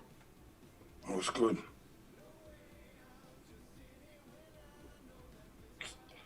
I set my thing for 11:30. I said, yeah, I'm gonna jump up. That came and went, boy. Yo, this thing is ranging for days, man. It's crazy. Yeah. Seeing if we can get a quick little one down to support. It's a little risky, but I didn't trade New York, so I threw less percentage at it, so I think we can get a nice 10 pips. Be out. Yeah, just hit support. Since we couldn't go up, we should come down to support. Yo, D boy. What's good, bro? How you doing, brother? Yeah, this thing's crazy, man. I got in a cheeky sell early on. I just want to know if you thought this was too aggressive. It's on the 15-minute. Mm-hmm. If you can switch over to it real quick. I'm guessing you got in at that first bearish one. Yeah, right here. Yep. And then the main reason was just because we've seen this so many times, very clear is it, and like it broke everything to the left. If it broke everything to the left, it should have came up by now. Even because this 30-minute didn't create a top wick, that should have came back to at least create the top wick to continue going up. Mm-hmm. But the fact, with all that in relation with the fact that didn't happen, I looked at this as a fake out to continue going down then. Yep. So I got in at this break and then I secured at like 5 pips super early just to cover my losses beforehand. Yeah, you hit 2 to 1 on that already. Yeah, but I'm letting the rest run. I didn't secure the 2 to 1. I just secured the 1 to 1. Mm. I'm trying to let the rest run here. Because Gotcha. like I have to change the ways I'm trading this week because of the like GG. Like it's just playing games with me. Yeah, I mean you could change it or just not trade. So yeah. Yeah. Either that. So I was just testing it out and then it worked. Yeah, I got in right near you too, Gurjot, just because I've been noticing the whole flip, and we got rejected pretty good on that previous hourly, and then the flip at it's 6 p.m. for me, whatever hour it is right now for you. Yeah. I've noticed this a lot, so I got in early too and already secured some profit. Yeah, and while I was watching it, like this 30-minute didn't create a top wick, right? This is obviously like this is one of the main reasons I was like, okay, this 30-minute didn't create a top wick. Most likely in the next 15-minute it came up, but it didn't have enough momentum to come up to even create a tiny top wick and then continue going further down. It came up. I was watching a lower time frames, like on 5-minute, like a couple pips short, and then due to that I entered. Like that should have created a top wick at least, I feel like. Yeah. Yeah, I think we're good to support, but we'll see. I mean, it was risky. It is kind of back in the range, but since it couldn't stay above the resistance of the range, we should fall to the support of the range. And there is a slim chance that maybe we break out, but I think it has the same probability of us breathing underwater. So we'll see how that goes. I think we don't know if it's gonna break up, but like since what I saw Gigi do, I think yesterday or the day before when they did this exact kind of move, it came down and then it pulled right at the support. Yep. Just to. That's what I was looking at was these kind of cleared the way, and now we'll kind of push back, hit support, and then either break or dance. Yeah. So, okay. Yeah, exactly what I was looking at. Yep. So I'm just gonna get my 1-to-1, about 10 pips, and then get out if we can get it.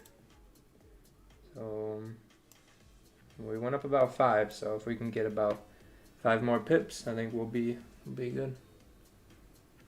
Yeah, no, they were coming at you, Gurzat. You're always taking trades and telling us after. I think the reason he did it was because it was riskier and he didn't want anyone to copy.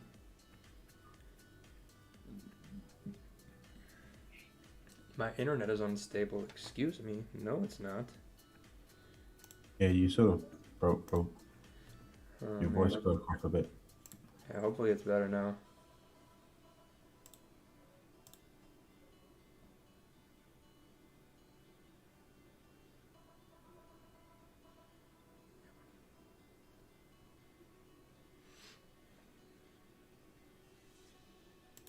Alright, and then real quick while we're waiting for this to go to TP, since we have more people here, I'm going to hook up the boy Harrison, who's in the mentorship group.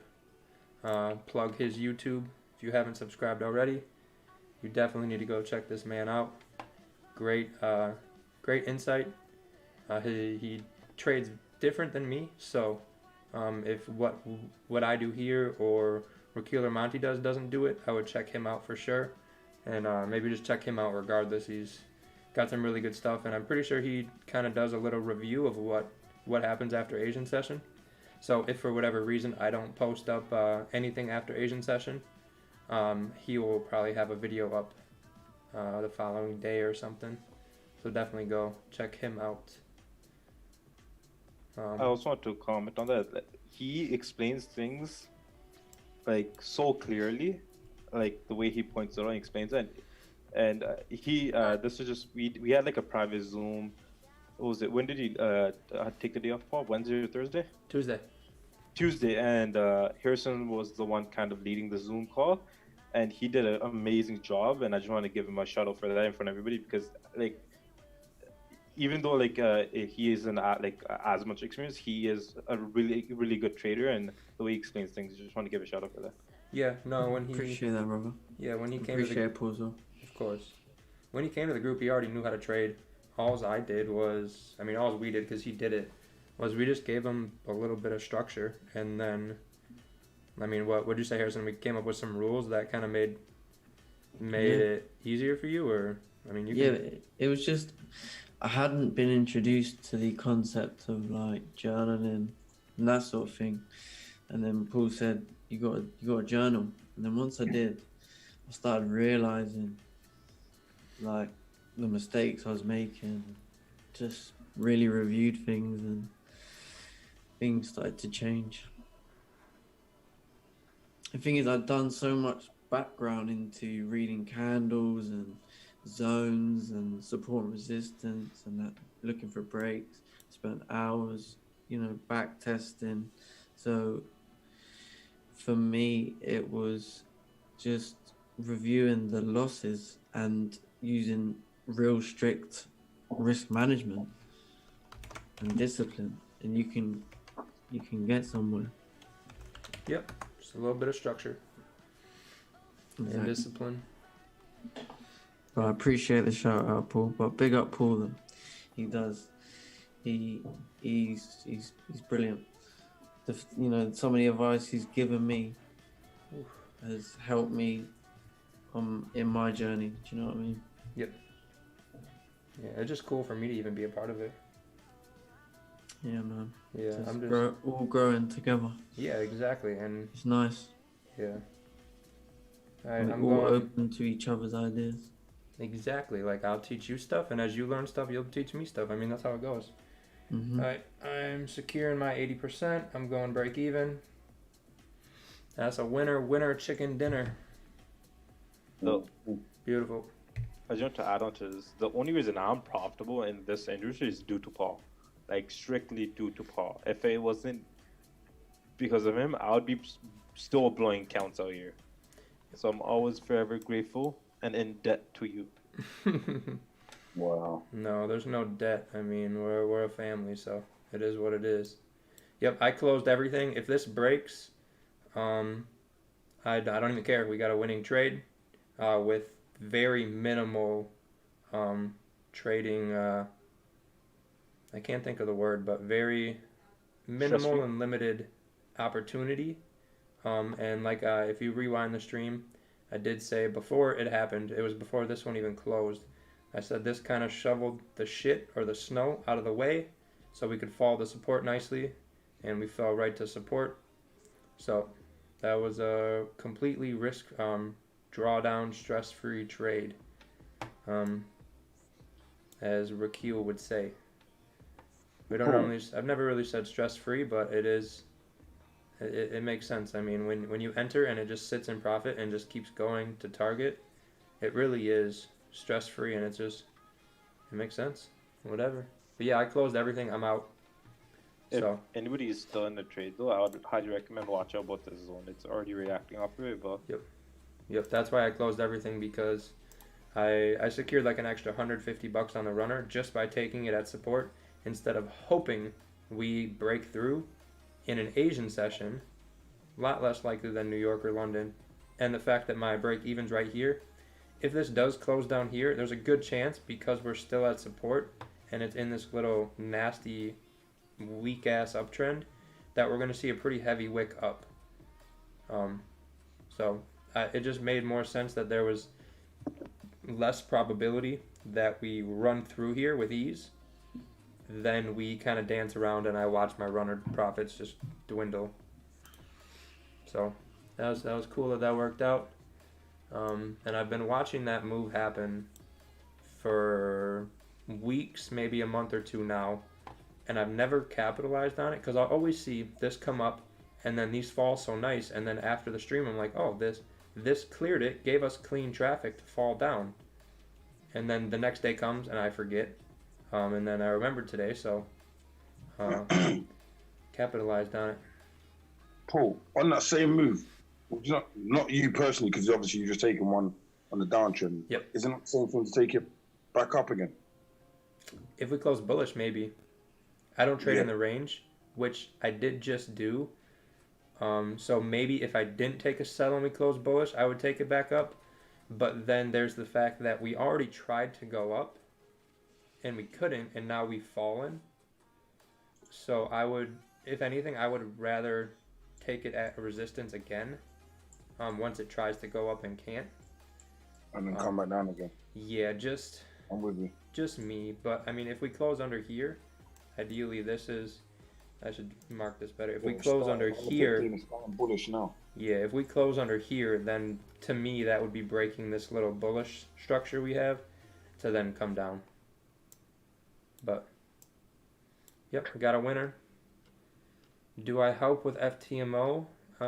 If you're in the group, I mean, I help you. I mean, mentorship or subscription, just so you get more with the mentorship. I mean, you get 24/7 access, and I reply very in-depthly on Discord versus Instagram. So I would say yeah. I mean, I help with FTMO. I mean, you got to define help, I would say.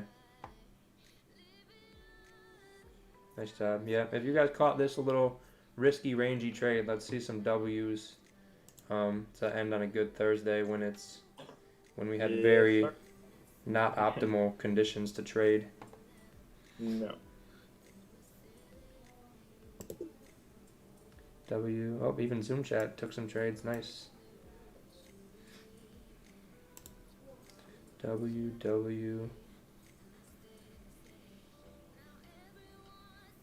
You got an EJ one. Nice.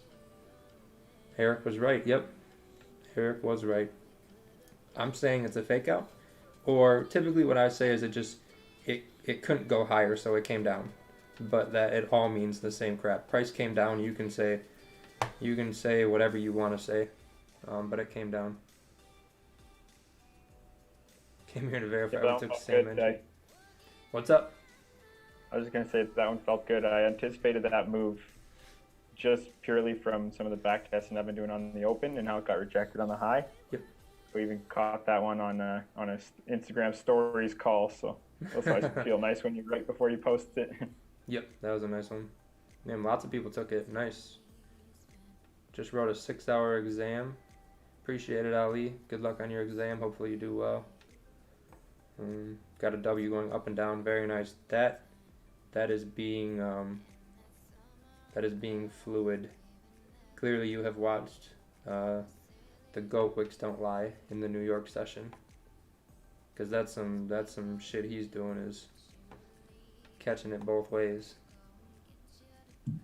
Which, for anyone that's new here, I was, and you could even say maybe still am. I mean, we still talk regularly, but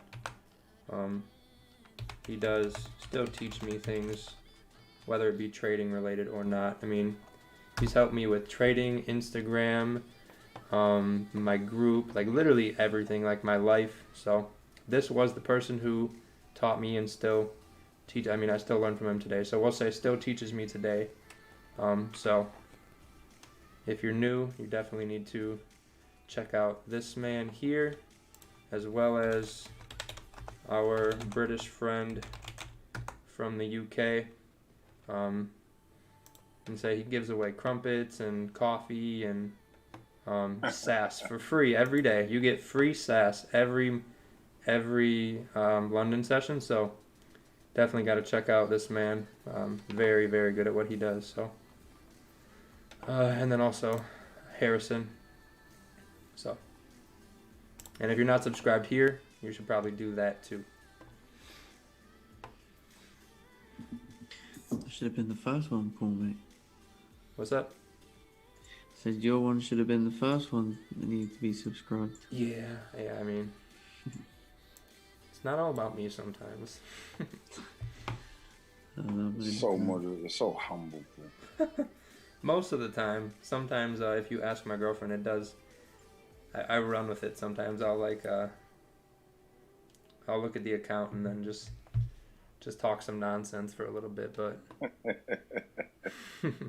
it's all fun. You know what, though? You've earned it though, so you're supposed to, man. Serious. Yeah. You know when a plan is actually happening, like it's all good putting it together, but when it actually starts to pay off, there's got to be no better feeling in the world, man. Yeah, it still doesn't feel fully real, but I mean, it's nice to be proud of something, I guess. But I think we can see some more likes for a Thursday with that rejected. Yep. Harder that zone. Yep. Yeah, that's why. Because otherwise, if you have a runner going, I mean, you're 4 pips from getting stopped out, and you were up like 12 or 9 more pips. So just take it here, get rid of it, take your profits. It was a risky trade to begin with, so you won. Just get in, get out.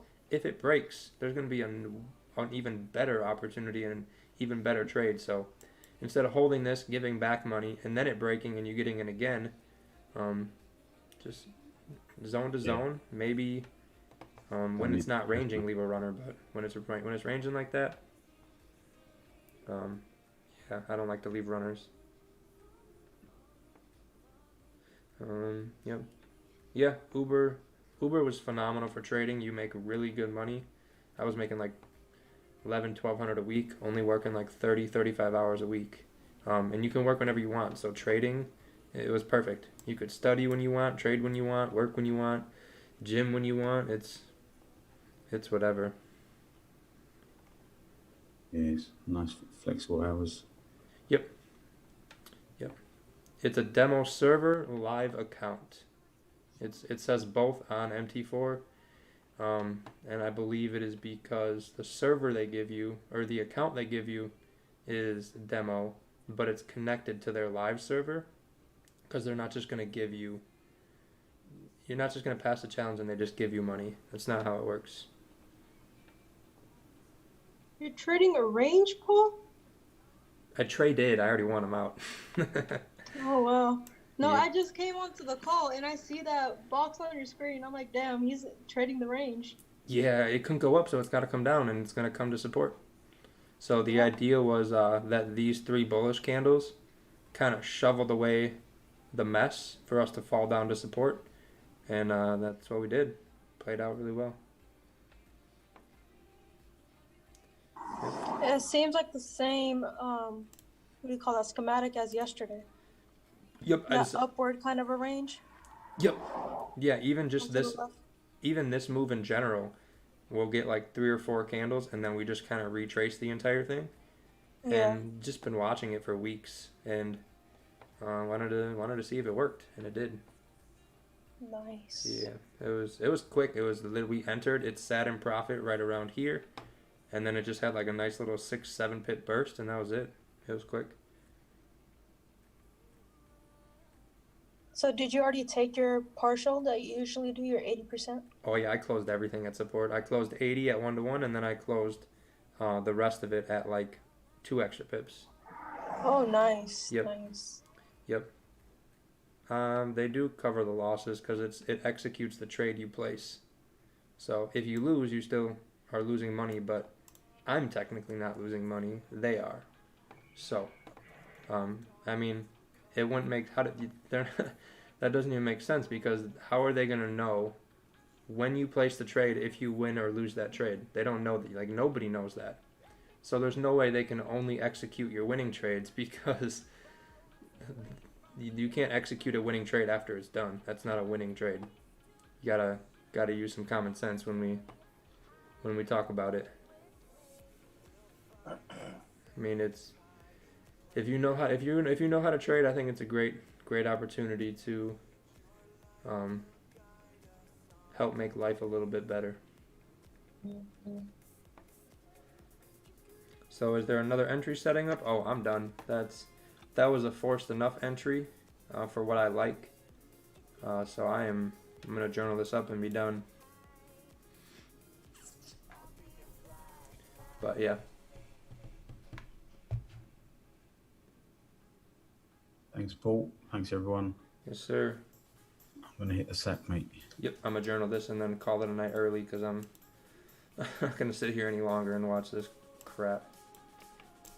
But it was a good session. Yeah, I'm done with my one winner with the range is back in. Yeah, I'm gonna Nice go. to trade those. I'm glad everyone got in on it. For a decent amount of people. Yep. So, Take it easy, guys. See you tomorrow. See you later, guys. Yes, Evan. I have been done, and I've already gotten the refund and my withdrawals. So,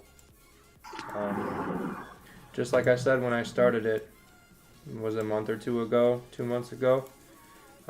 If they're legit, I'll keep trading with them. If they're not, then obviously I'm just gonna go keep doing my own capital. But considering the fact I'm still trading with them, I think that should answer any questions if they're legit or not. Alright, let's journal this up. So you real quick. basically get paid with like your own capital that you're trading with, and then also the FTMO payouts. Yep, I don't do both on at Asian session, but when I do New York, then I'll do both accounts. Oh, that's amazing. Yeah, because there's just too much stuff. There's so much going on right now. I'd rather not. I like to be super focused in New York when I'm doing both accounts. Plus, Asian session's not as great as New York, so just put the better trades in New York with the accounts. 133. Yep, I said 133 even to Eric, so I think we're both winners on that one.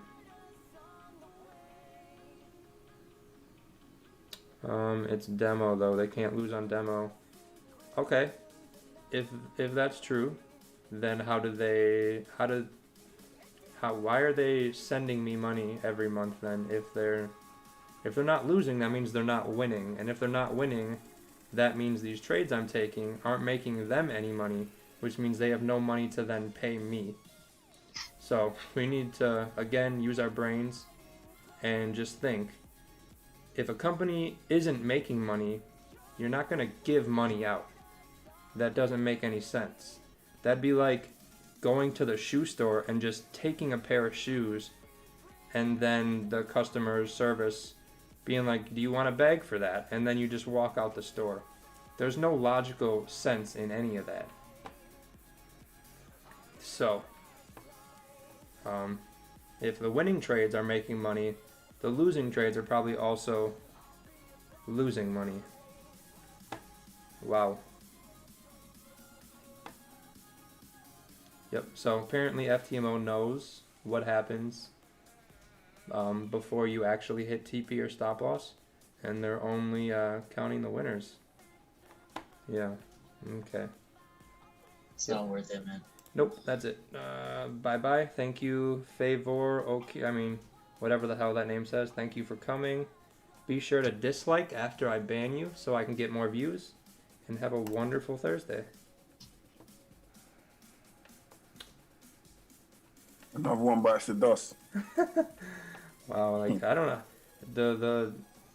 The lack of intelligence, how do you even trade your own capital? Like it baffles me. It's hilarious, but it's still just like, it's just simple common sense. And if you can't figure that out, there's no way you're successfully figuring trading out. That's for sure. But it's fine. I'll keep trading my demo, and my bank account will keep growing. So I don't understand it personally. I mean, as long as I get paid, I don't. They can call it a unicorn account. It's not gonna phase me. They come on and talk smack. Why don't they actually try it themselves? Like, go ahead and give it a go yourself. I mean, that's what I did 2 months or whatever, month or 2, 3 months ago. I said, everyone thinks this is a scam. Let's find out. And then I did it, and we found out. So, let me journal this. We'll say fake out. Like if I could spell fake out to upside. You don't know what they're going to do. And a lot of people you have, necessarily now we have over 120 million dead from COVID. 100. I mean,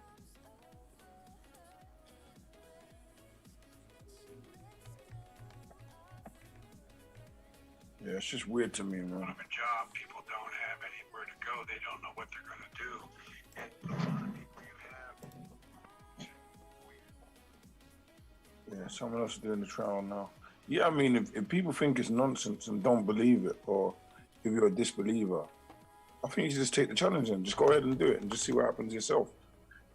You ain't really got much to lose. Well, you got 300. I think it's $300 to lose. Mm-hmm. Yeah, something. I mean, it depends on the account. Couldn't sustain. Well, I mean, if you're as great a trader as you suppose you are, coming on here talking smack, just go ahead and take the challenge yourself, man. See what happens. That would make sense, though. So, talking to the wrong crowd, D-boy. Yeah, I get it. It just doesn't add up, man. It's just, I don't know, man. Yeah, I mean, the world's full of opinions. And there's a lot of them you just gotta ignore. Dallas, you got a lot of background noise, bro.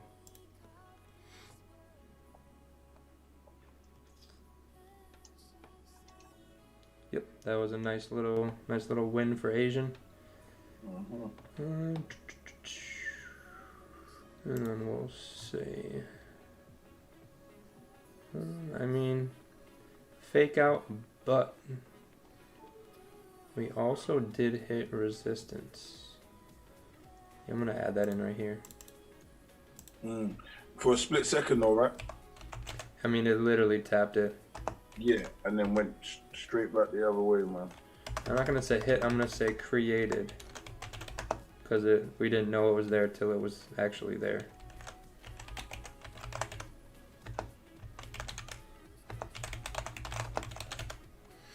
Yeah. Yep. Yeah, you're right. You're right, Samurai. I ignore most of them, but sometimes it's hard to understand the logic. But I mean, everyone lives their own life, and you gotta just do that. I mean,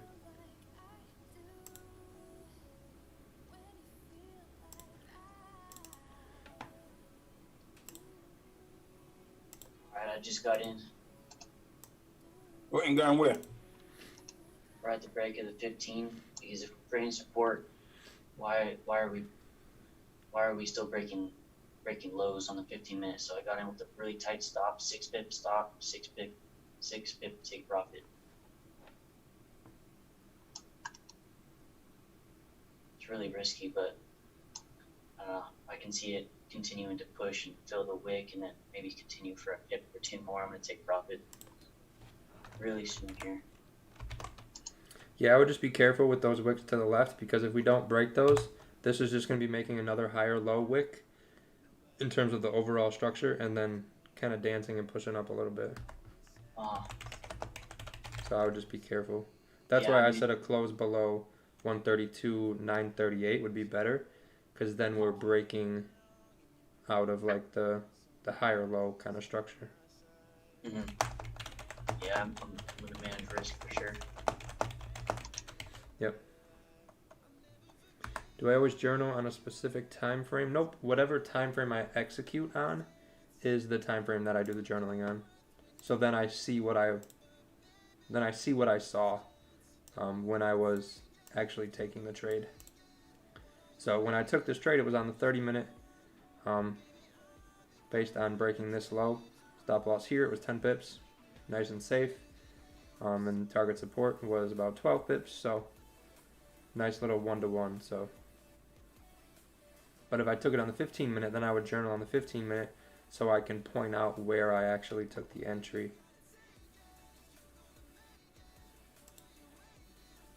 Trying to go to support right now. Yep. No problem, Cardinal.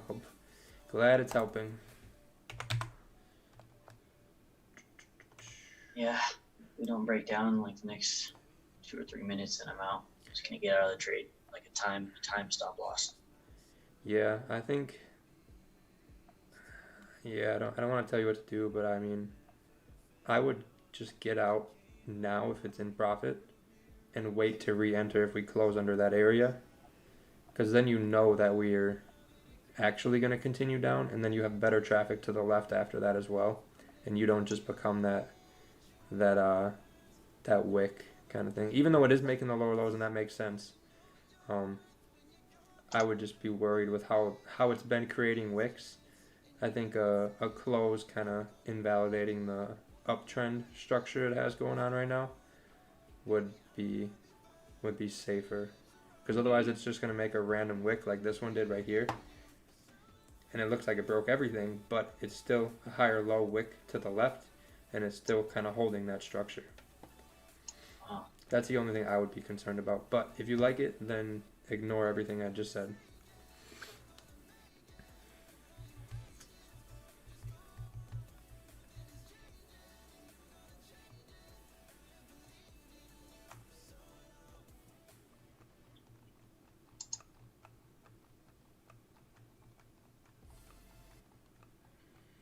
Yeah.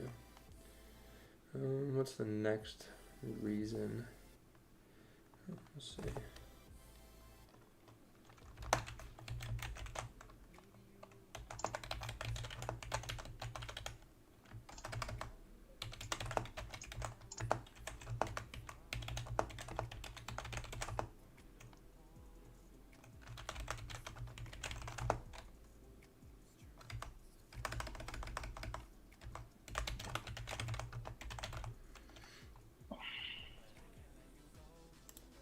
Yeah, I just got out for break even.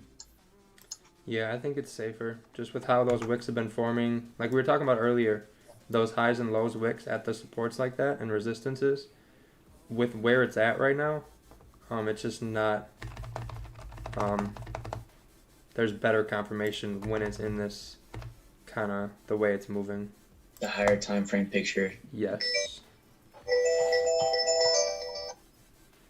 Sorry about that. No, you're good. We'll blow this up a little bit so we can.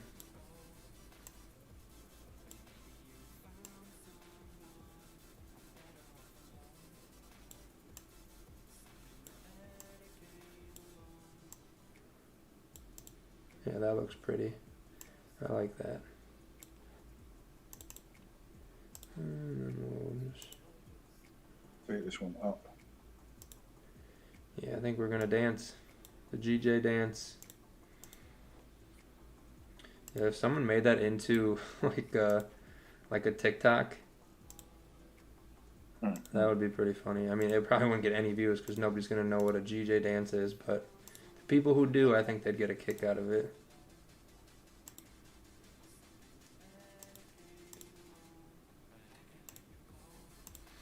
Alright, how's that look?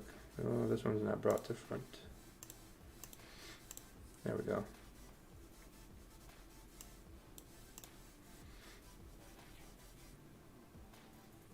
And the other thing with kind of getting out of that, Nathan, that was you, right? Or was that Dorian? Oh, it was me. Okay. Dorian. Okay. So if it does continue down and you were right and never got stopped out, don't look at it as, oh man, I was right, I should have held it. Look at it as the chances of you winning once it gets under here are going to be better now. So you just kind of left a riskier trade to then enter in on a better trade. Mm-hmm. So if it does continue, it's not like, oh, you were right. I would say that you kind of just got lucky that it did continue. But if it does continue, that's going to give you another entry that'll be much, much better. Mm-hmm. Just in case it does continue and you're like, man, I should have held it. Try to look at it like that. Huh. Like, yeah, that was really risky. It was risky. Like, I mean, every trade's risky, but some opportunities are better than others. Yeah. Or at least appear to be.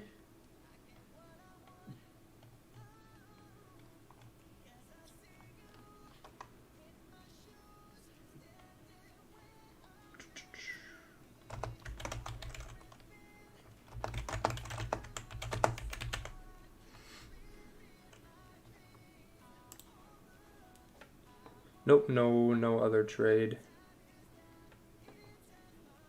See you later, June. Thanks, Joe G. Appreciate it. Yep. Thanks, Harrison. I took one going up. I hate it, but I think it's gonna work out.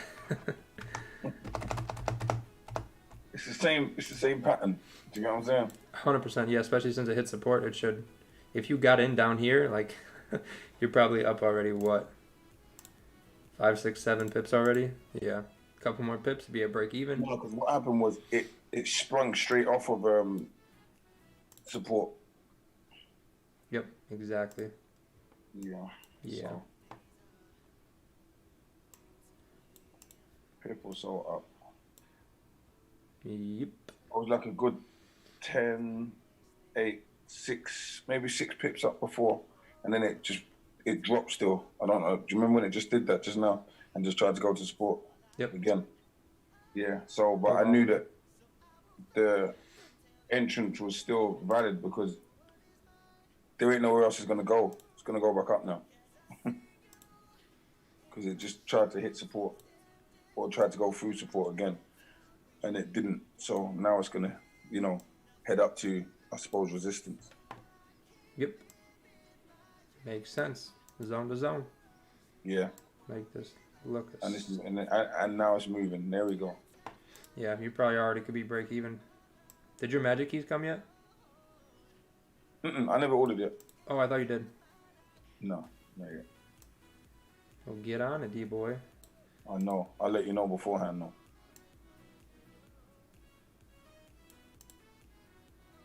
I'll let you know beforehand. Sounds good, fam. been pretty quiet with sessions lately. Everything. Yeah, I was saying that to H yesterday. It was just getting the house ready and just life in general. And now it's summertime, like it's really blazing hot here, man.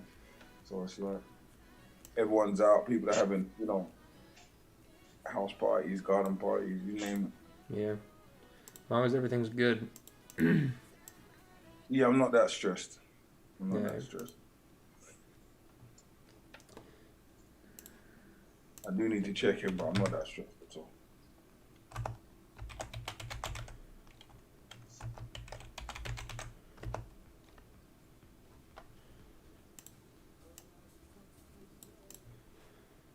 Even today, we ended up, I know this sounds so crazy because there ain't really no beaches here, but we ended up in the, at the beach, people were drinking. By the time you know it, you're like plastered. And I was like, yo, all right, I need to hit the stream for like 11:30 latest at least. And then you saw what time I got, and it was like 1 something here. Yeah. It had been going. I was like, oh shoot, what have I done?